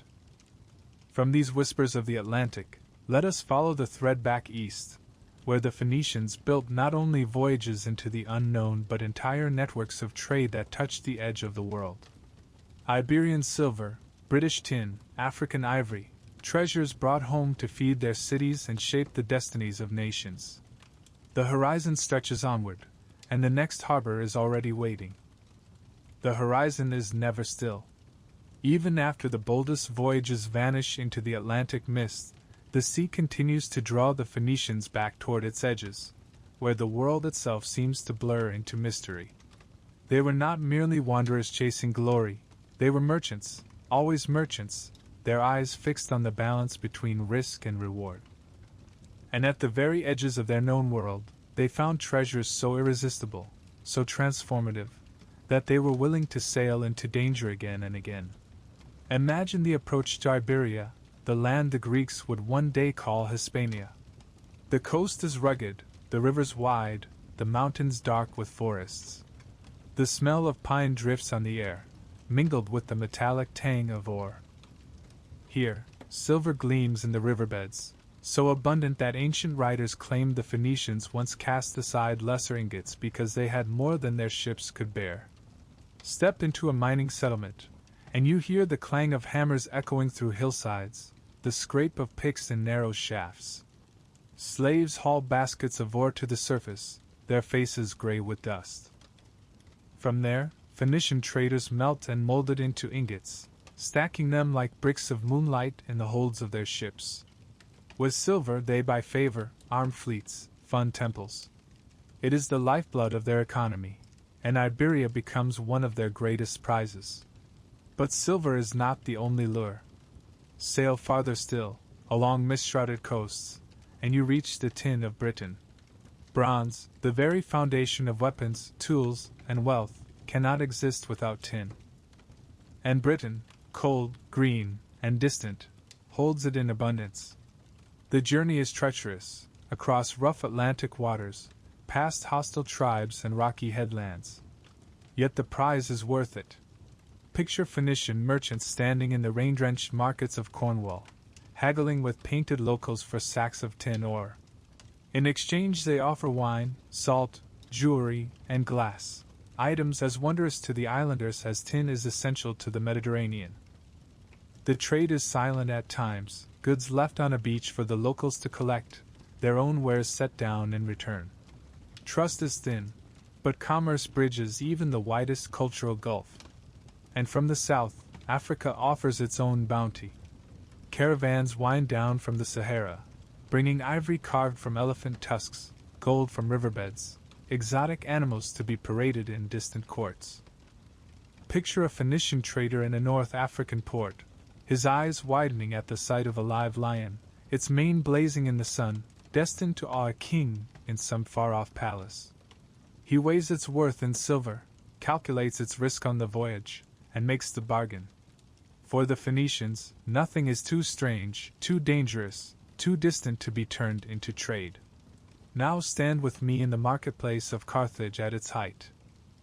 The air hums with 1,000 tongues, Iberian miners speaking of silver, African traders offering ivory, Greeks bargaining for wine, Italians bartering for glass. Stalls overflow with goods from every edge of the known world, amber from the Baltic, tin from Britain, spices carried overland from Arabia, ostrich feathers from the deserts. The very earth seems to converge here, drawn together by Phoenician ships. In the shadow of the temples, coins change hands, contracts are signed, ledgers are filled. The city pulses like a heart, pumping wealth outward and drawing goods inward, a living testament to the reach of Phoenician commerce. But wealth has its shadows. The farther they trade, the greater the risks.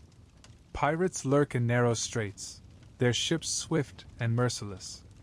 Rival merchants spread rumors, hoping to divert cargoes. Storms wreck fleets heavy with treasures, scattering silver and ivory into the sea. And always, foreign empires watch with jealous eyes. To the Assyrians, the Babylonians, even the Persians, Phoenician wealth is a prize to be taxed, conquered, controlled. The merchants know this, but they gamble anyway, for without risk, there is no reward. What makes the Phoenicians unique is not simply that they traded far, but that they wove those far places together. Iberian silver is carried east to pay tribute to Assyrian kings. African ivory decorates temples in Egypt. British tin becomes weapons in Greek hands. They are the middlemen of the ancient world, the invisible thread stitching distant cultures into one fabric. Without them, the edges remain isolated, unknown. With them, the world itself grows larger. And in this weaving lies another truth. They reshape not only economies, but imaginations. For each exotic good carries with it a story.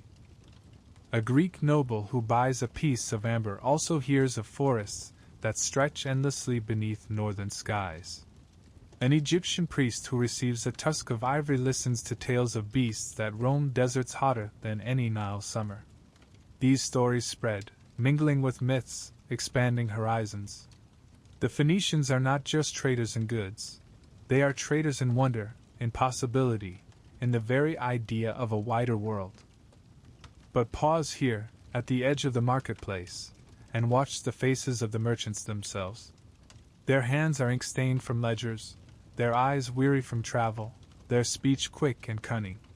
They live on margins, of risk, of profit, of survival. Behind every ingot of silver lies a voyage where men died in storms. Behind every sack of tin, weeks of fear on the open sea. Behind every tusk of ivory, blood spilled in the hunt. Their wealth is built not only on daring but on sacrifice, visible and invisible alike. And yet they endure. They thrive. For in every risk they take, they expand the reach of their people. Their ships return not only with goods but with maps traced in memory, with new words learned, with customs absorbed. The edge of the world is no longer an edge, but a bridge. And the Phoenicians, more than any others of their time, walk that bridge with confidence. Now step with me once more onto the deck of a galley. The hold is full, silver stacked like frozen moonlight, tusks of ivory gleaming, sacks of tin dull and heavy, amphorae of wine sloshing gently. The crew rests uneasily, for the sea between here and home is long and perilous. But above them, the stars wheel as they always have, faithful guides in an unfaithful world. The captain sets his course, the oars dip in unison, and the ship surges forward. Another thread is added to the web. Another edge is pulled into the circle. The Phoenicians do not conquer the world with armies. They conquer it with exchange. And in doing so, they bind together places so distant they might otherwise remain strangers. That is their true empire, not of land, but of connection, sprawling from the misty tin isles to the golden deserts, from the silver rivers to the ivory plains. But this empire has its weakness. For while they master trade and sea, they neglect the sword.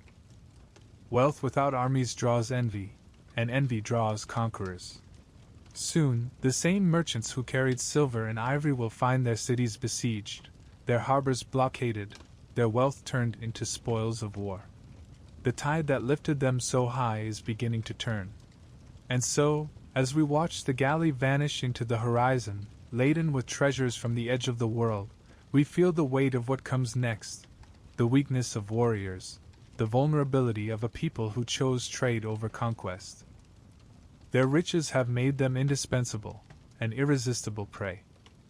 The galley drifts homeward heavy with silver and ivory, its hold creaking under the weight of wealth.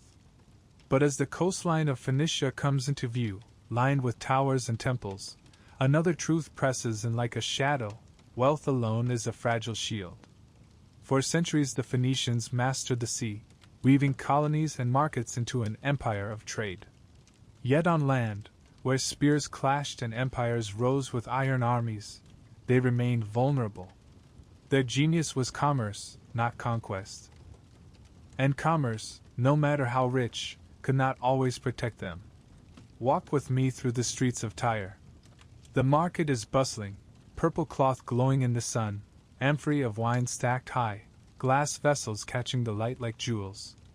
The people move with confidence, their voices loud, their ledgers full. Yet if you listen closely, you hear another note beneath the clamor: fear.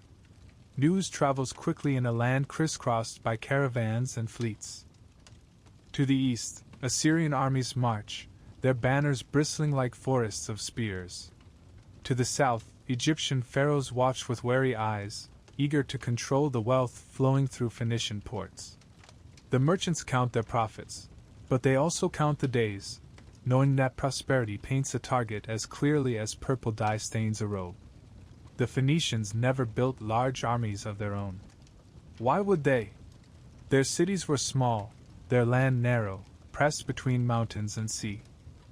They relied on walls and fleets, on diplomacy and tribute, on the strength of their harbors and the cunning of their merchants. Against pirates or rival traders, this sufficed.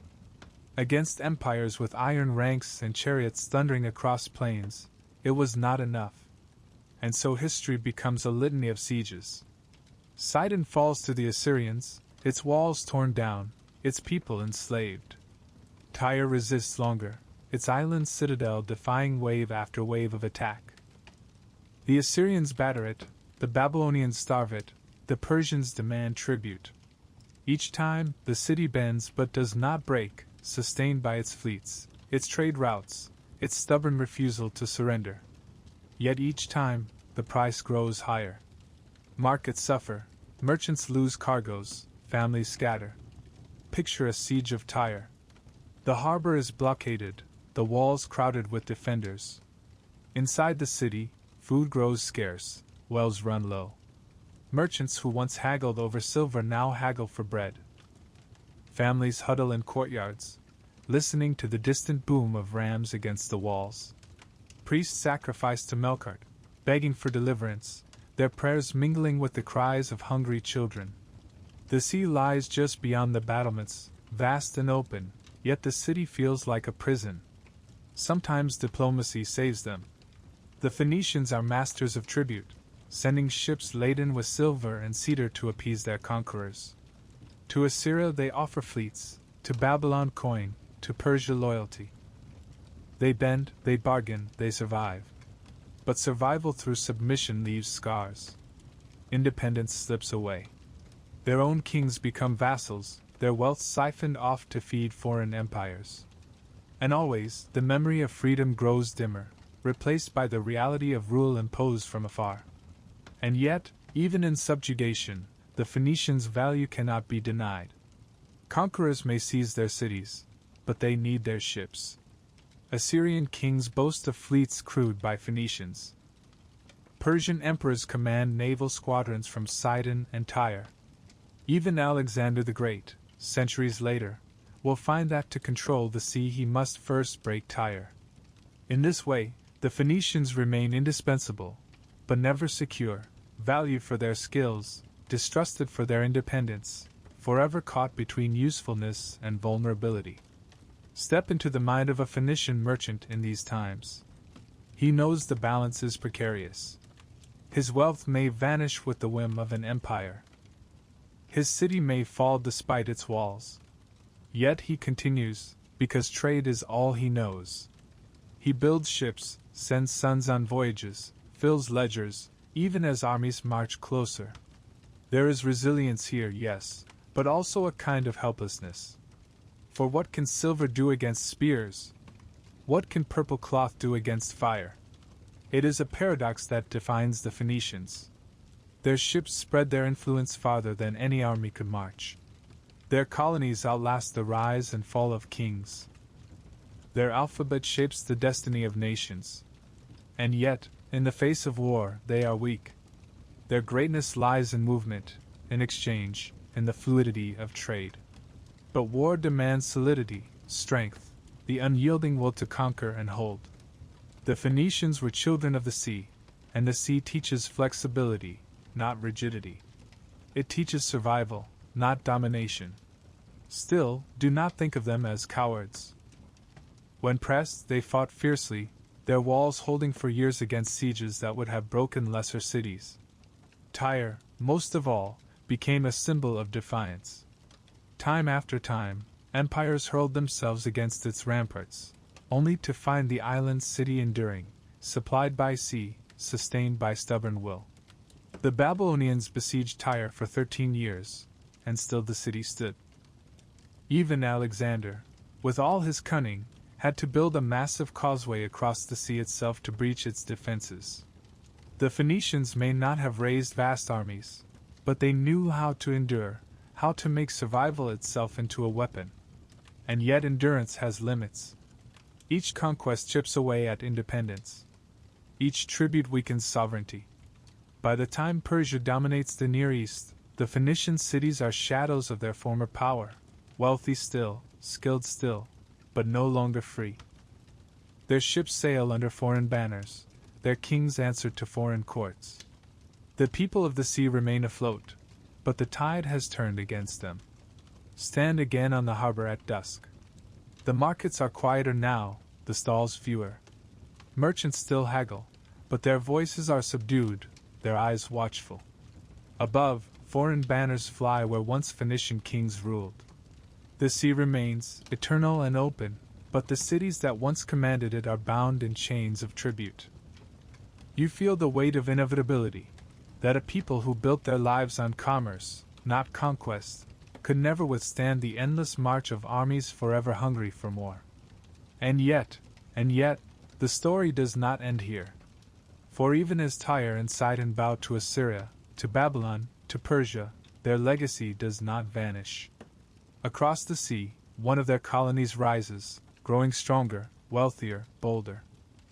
Carthage, daughter of Tyre, carries the Phoenician flame westward, free from the armies that strangle the homeland.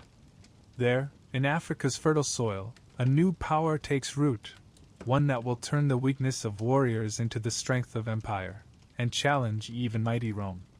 The tide pulls us westward now, away from the battered coasts of Phoenicia, toward the gleaming harbors of Carthage. The mother cities may bend and bow, but the daughter prepares to rise.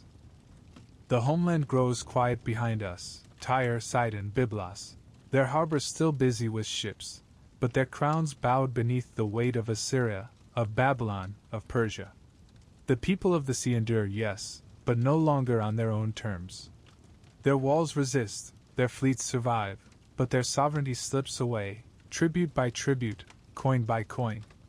And yet, history has a way of planting seeds far from the tree, seeds that grow taller, freer, stronger than their parent ever imagined. For while the old cities bent beneath foreign rule, a daughter city rose in the west, far from Assyrian spears and Persian kings. That city was Carthage. Picture the voyage westward. The galley cuts through the waters beyond Cyprus, past Crete and Sicily, out through the narrow straits where the Mediterranean squeezes into the Atlantic. The coast of North Africa stretches along the horizon, golden in the sun. Here, in the 9th century BC, Tyrian settlers arrived, exiles, perhaps, or merchants seeking new ground. Legend tells of a woman, a queen named Elissa, or Dido, who fled Tyre after her brother murdered her husband. With followers loyal to her, she sailed until she found this bay, sheltered and fertile, perfect for harbors. Here, on a peninsula guarded by the sea, she laid the foundations of a new city. Carthage was born. From the first, Carthage was different. It was not a way station like so many other colonies, a simple port to service passing ships. It was meant to endure, to grow, to thrive. The land around it yielded grain in abundance. The seas teemed with fish. Caravans from the African interior brought ivory, gold, and slaves. And above all, its harbors offered shelter and control, a natural hub for ships crossing between east and west. Carthage did not merely echo Tyre, it surpassed her. Step with me into the heart of Carthage at its height. The sun blazes down on whitewashed walls, on broad avenues lined with merchants' houses, on temples where the smoke of sacrifices curls into the sky. The city hums with energy. Ships crowd its harbors, sails furled, oars dripping, their hulls heavy with silver from Iberia, grain from Sicily, tin from Britain, ivory from Africa. Markets overflow with glass, with pottery, with cloth dyed in purple deeper than the sea at dusk. Voices mingle in a dozen tongues, Punic, Greek, Latin, Egyptian, Berber. Carthage is not just a city, it is the center of a world. But its greatest marvel lies in its harbor. Imagine it from above, a vast double structure, carved by human hands. The outer harbor, rectangular, hosts the merchant ships, their masts rising like a forest.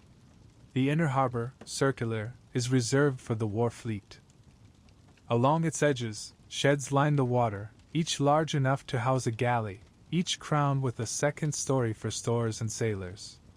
In the center of the circle rises an island, upon it the Admiralty, where commanders oversee the fleet. From here, Carthage can launch hundreds of ships, war and trade alike, in perfect order. No city before has built such a machine of the sea. It is both a heart and a shield, beating commerce and power out across the Mediterranean. Carthage's people call themselves Punic, a reminder of their Phoenician roots, but their identity is already distinct. They honor Melkart, the Tyrian god, but also Baal Hammon, a new fatherly deity, and Tanit, the veiled goddess who becomes the city's protector. Their language carries the cadence of Phoenicia, but their customs bend to the needs of Africa and the Western Sea. They are Phoenicians, yes, but they are also something new, heirs of Tyre, but masters of themselves. And unlike their mother cities, Carthage learns to wield not only commerce, but arms. Surrounded by rivals, Greek colonies in Sicily, Etruscans in Italy, Berber tribes inland, they cannot afford to rely on tribute alone. Carthage raises armies, hires mercenaries from Iberia, Gaul, and Numidia, commands fleets that dominate the waves. Their wealth funds war as easily as trade, and soon their influence stretches wide, over Sardinia, Corsica, parts of Sicily, even southern Spain. The Punic web rivals, even surpasses, the old Phoenician network. Yet beneath their rise lies the same secret, trade. Carthage thrives because it controls routes, because it commands markets. Silver flows from Spain into Punic coffers, grain from Africa feeds their armies and sells to hungry cities. Their merchants are as sharp-eyed as ever, their sailors as skilled, their shipwrights as tireless. But now, backed by armies and fleets, their dominance is harder to challenge. Carthage becomes what Tyre never could, both merchant and empire. But power draws enemies. The Greeks clash with Carthage in Sicily, battles raging for centuries over fertile lands and strategic harbors. Yet Carthage holds, its wealth and resilience unmatched. And then, in time, another rival rises across the sea, Rome, a city as hungry for power as Carthage, as ambitious, as relentless. The collision is inevitable, though that is a story for another night. For now, we remain with Carthage at its height, a city that turned Phoenician trade into Punic power, that transformed the weakness of warriors into strength. Walk with me through its streets once more. The air smells of spice and smoke, of salt and sacrifice. In the great temple, priests raise their hands to Baal Hammon, offering prayers for victory, for prosperity. In the markets, merchants tally their profits, coins clinking as heavily as silver ingots. In the harbor, ships creak and sway, ready to sail at a moment's notice. Above it all, the city gleams, proud and unbowed, mistress of the western Mediterranean. Carthage is the proof that the Phoenician way could endure, even thrive, when wedded to strength. From Tyre's exile came a new power, greater than the mother ever was. And yet within its rise lies the seed of tragedy, for every empire that rises draws the gaze of those who would see it fall. But before we step into that shadow, let us pause here, with Carthage shining in the sun, her harbors full, her walls strong, her merchants rich. The daughter has eclipsed the mother, the colony has become a capital, the people of the sea have become rulers of an empire. And yet, in the heart of Carthage, behind its glory, lies something darker, rituals whispered of in fear, sacrifices that shocked even the ancients. For alongside their rise in power, the Punic people carried with them stories of gods who demanded more than wine or incense. And so, as the fires of Carthage burn bright, we turn toward those shadows, into the tales of dark rites that cling to Phoenician memory like smoke. The sun sets over Carthage, painting its whitewashed walls in blood-red light, and for a moment the city seems almost too brilliant, too proud, too powerful to belong to mortals. Ships creak in the double harbor, sails furled, their decks heavy with silver and grain. Merchants close their ledgers, priests finish their prayers, children chase one another through narrow streets. But as night deepens and the lamps are lit, another current flows beneath the surface of Punic life, one darker, more unsettling, spoken of in whispers by foreigners and remembered in fear long after the city itself is dust. These are the stories of their rites, their offerings, their gods who asked for more than wine or incense. Step with me away from the bustling marketplace, past the taverns echoing with laughter, and into the quieter quarters of the city. Here, torches flicker along walls painted with sacred symbols. The air grows heavy with smoke, thicker with each step, until it stings your eyes. You smell the acrid tang of burning resin, of incense offered not to please but to appease. Ahead lies a sacred precinct, the Tophet, a word that will echo with dread across centuries. Picture the scene as ancient writers describe it. Rows of stones steely rise like gravestones, each etched with symbols, a crescent, a disk of the sun, the stylized image of Tanit, arms raised as if in eternal prayer. Between them lie urns buried in the earth, filled with ash and small bones. Fires burn constantly, tended by priests in long robes. Families gather here not for celebration, but for sacrifice. And not just of lambs or doves, but of something far dearer. For this is the charge laid upon the Carthaginians, that when the city was in peril, when the gods demanded, they offered up their own children. The Greeks and Romans wrote of it with horror. They claimed that infants were laid upon the arms of bronze statues, heated until the bodies fell into the flames below. They told of cries drowned by the pounding of drums, of smoke carrying the scent of flesh heavenward. They accused Carthage of worshipping gods so cruel that they demanded the lives of the innocent. And when Rome finally burned Carthage to the ground, they pointed to these rites as proof of its wickedness, its unfitness to survive. But was it truth or slander? The question lingers even now. Archaeologists digging in Carthaginian soil have indeed found urns filled with the cremated remains of infants and small animals, buried with care, marked with stele. To some, this confirms the ancient charges. That child sacrifice was real, systematic, a cornerstone of Punic religion. To others, it speaks of something gentler, a cemetery for children who died young, honored with offerings to the gods, accompanied by lambs or doves as substitutes. The truth may lie somewhere between, obscured by time and by the bias of Rome, who had every reason to demonize the rival it destroyed. Yet whether literal or symbolic, the shadow of these rites shaped the way the Phoenicians and their descendants were remembered. To outsiders, their gods were strange, demanding, terrifying. Baal-Hamon, the great lord of Carthage, was seen as a devourer of children, Tanit, the veiled goddess, as a figure of dread. Even Melkart, the proud god of Tyre, became entangled with stories of blood. The Phoenicians, who saw themselves as practical traders, became in foreign eyes worshippers of fire, sacrificers of their own flesh. Step into the mind of a Carthaginian parent, faced with such a choice. The city is under siege, famine grips the streets, the priests proclaim that the gods are angry. To save the many, they say, the few must be given. The fire blazes in the Tophet, the drums thunder. You hold your child in your arms, torn between love and fear, between the life you cradle and the lives of all around you. Was such a moment real, or only imagined by enemies? We may never know. But the story endures because it speaks to the raw terror of a people pushed to extremes, whether in fact or in the imagination of those who watched them from afar. Even beyond Carthage, the shadow of dark rites clung to Phoenician memory. In Tyre and Sidon, priests made offerings of incense and animals, yes, but foreign writers whispered that children, too, might be sacrificed in times of dire need. The line between devotion and desperation blurred, and in the eyes of outsiders, blurred into horror. The people of the sea, masters of ships and trade, became in story and reputation a people whose gods drank fire and blood. Yet pause here. Do not let the foreign voices drown the Phoenicians' own. For even if such rites occurred, they were not the whole of their faith.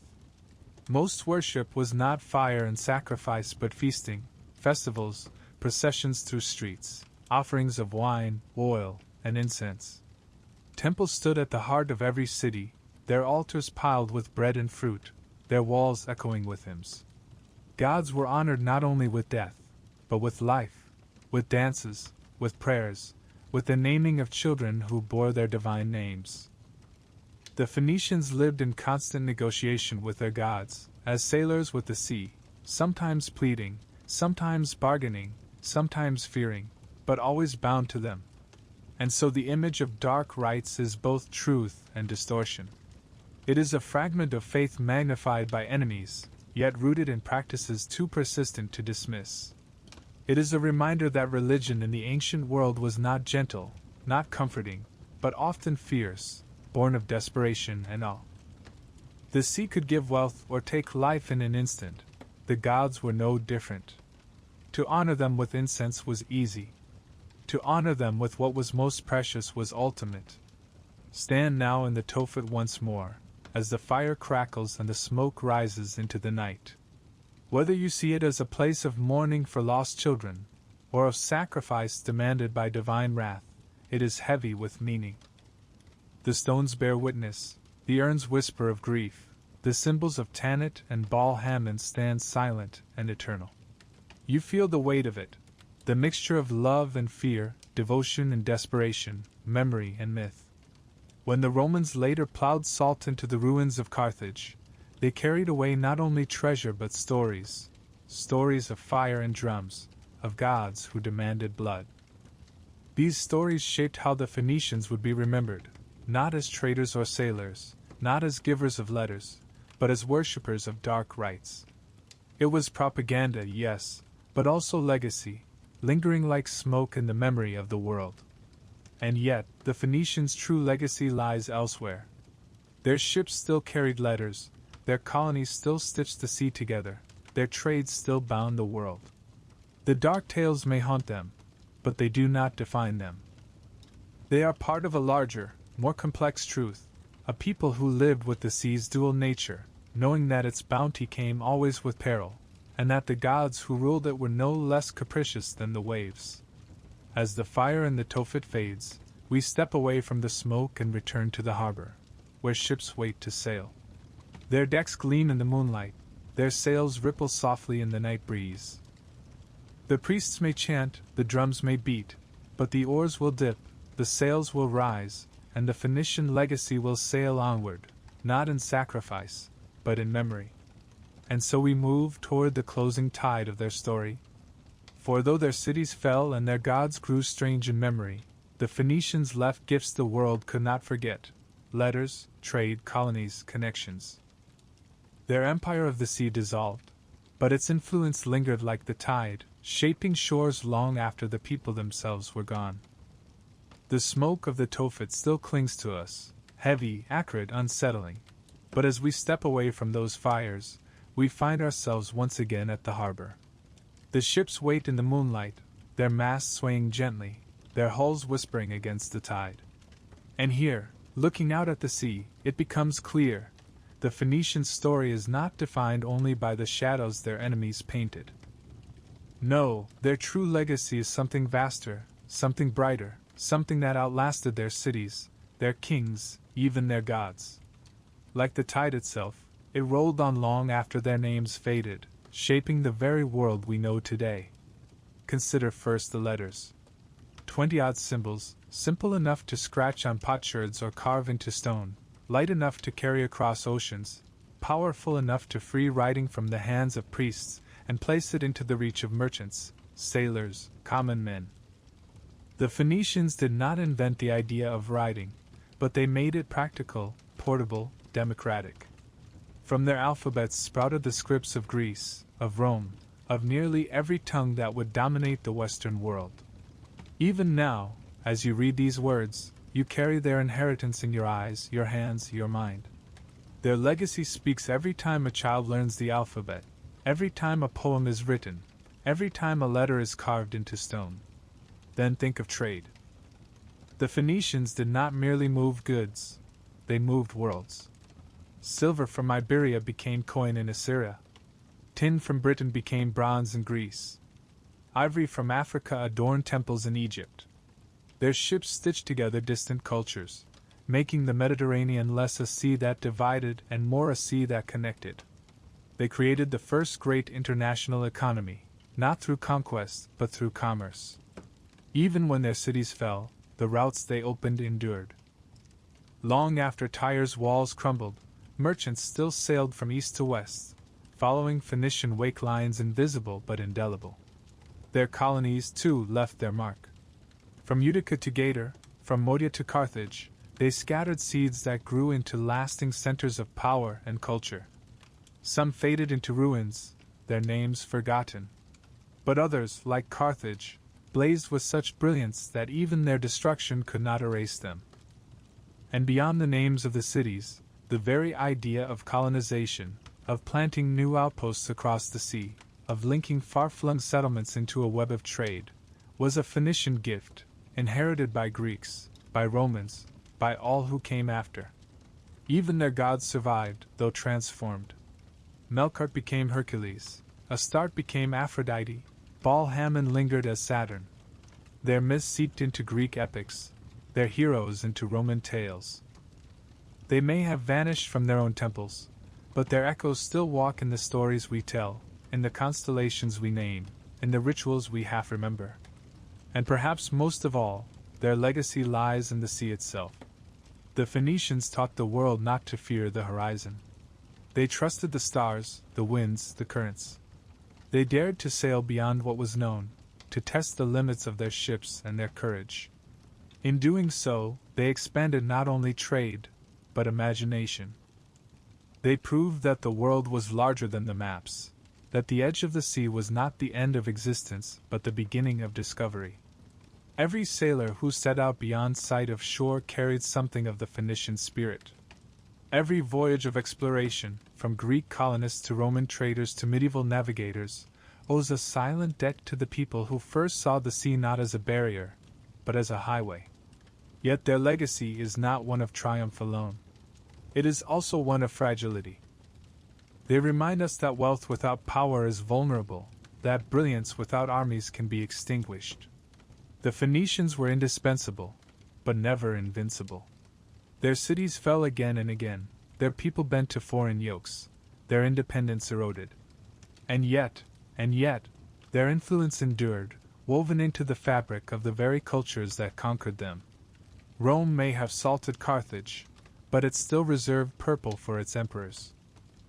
Greece may have mocked Phoenician cunning, but it still wrote its epics in letters the Phoenicians taught them. Even their enemies could not escape their legacy. Imagine now the Mediterranean without them. No alphabet spreading like fire.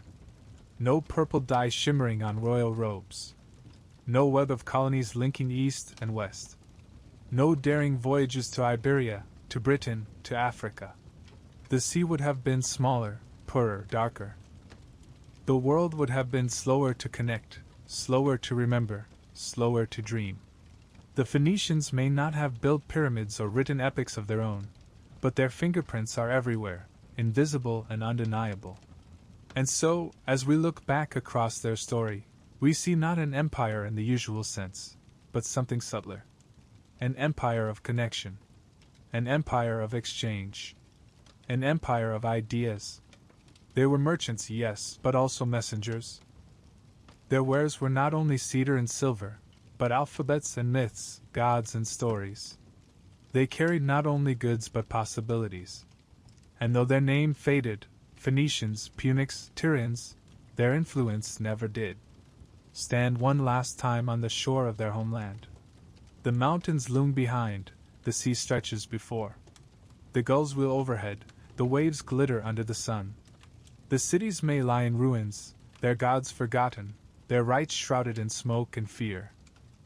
But the tide that once carried their ships still beats against the shore, eternal, patient, unbroken. And in that tide, if you listen closely, you can still hear the echoes of their oars, the creak of cedar hulls, the murmur of voices in half a dozen tongues. This is their legacy, not carved in stone, but flowing in water, written not in monuments but in movement. A legacy dissolved into the waves, yet never lost, shaping shores far beyond their own. The Phoenicians did not leave us a story of conquest. They left us a story of connection. And in that they endure. The night deepens, the stars wheel overhead, and the sea whispers as it always has. The tide carries us now toward the final chapter of their tale, the dissolution of their name, the fading of their cities, and yet the persistence of their influence, like foam upon the water long after the wave has passed. The tide has carried us far, hasn't it? From the narrow shores of Lebanon where mountains lean against the sea, to the harbors of Tyre and Sidon humming with cedar and purple cloth, to colonies scattered like stars across the Mediterranean, to Carthage blazing like a second sun in the west. We have walked their marketplaces, stood at their altars, sailed under their constellations, and listened to the whispers of their myths. And now, as the journey nears its end, the question lingers like the echo of waves against stone: what became of the Phoenicians? Where did they go, this people who gave the world letters, trade, and daring voyages? The truth is both simple and profound. They did not end with a single fall, as empires do. They were not broken in one battle, or buried in one ruin. They dissolved slowly into the tides of history, their name vanishing like foam on the sea, their legacy absorbed into those who came after. Look first to their homeland. Tyre, Sidon, Byblos, the proud cities of the coast. One by one they fell under the sway of larger powers. Assyria demanded tribute, Babylon laid siege, Persia claimed their fleets, Alexander the Great marched upon their walls. Each time, the cities bent, endured, survived in some form. But each time, a little more independence was stripped away. By the time Rome spread its wings over the eastern Mediterranean, the Phoenician cities were no longer sovereign masters of the sea, but provincial harbors, their power dimmed, their names familiar but no longer feared. And in the west, Carthage rose and fell in a blaze of glory. For centuries it rivaled Greece, then Rome itself, commanding wealth, armies, fleets. But when the Punic Wars came, the struggle was merciless.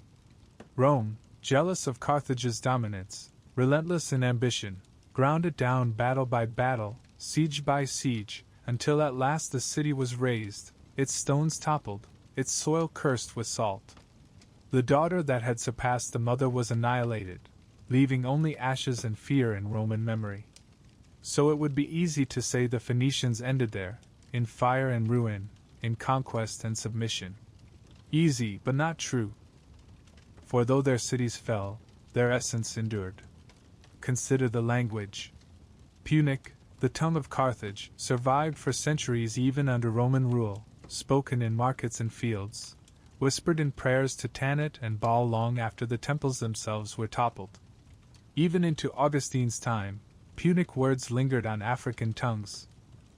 In the Levant, Phoenician speech gave way to Aramaic, then to Greek and Latin, and yet its echo remains in inscriptions, in names, in fragments carved into stone.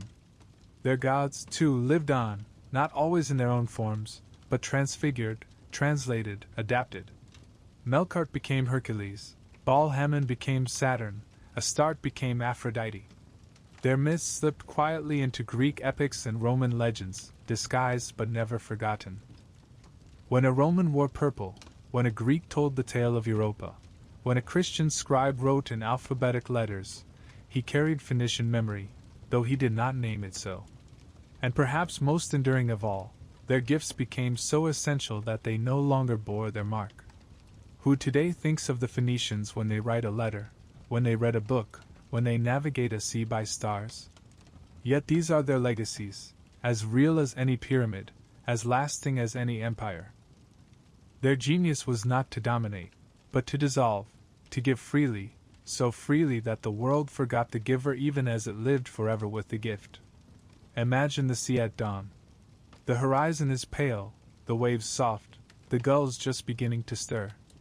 Somewhere below, beneath centuries of sand and salt, lie the timbers of Phoenician ships, rotted but still holding shape.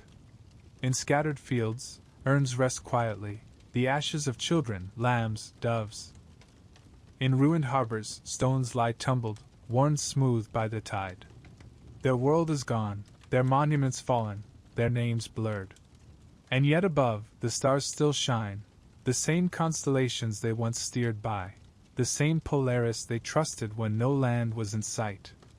The sky remembers what the earth has forgotten. The Phoenicians were never an empire in the way of Egypt or Rome. They had no single king, no single capital, no armies that marched in ranks across continents. They were a thread, woven through others' tapestries, invisible unless you look closely. And perhaps that is why they fade so easily from memory, because their greatness was not conquest, but connection. They are the current beneath the waves, unseen but shaping the shore. And so their story closes not with a fall, but with a merging. The Phoenicians became Greeks, Romans, Africans, Levantines. Their colonies became new cities under new names. Their gods found new temples. Their letters gave birth to new scripts. They are gone, yet everywhere.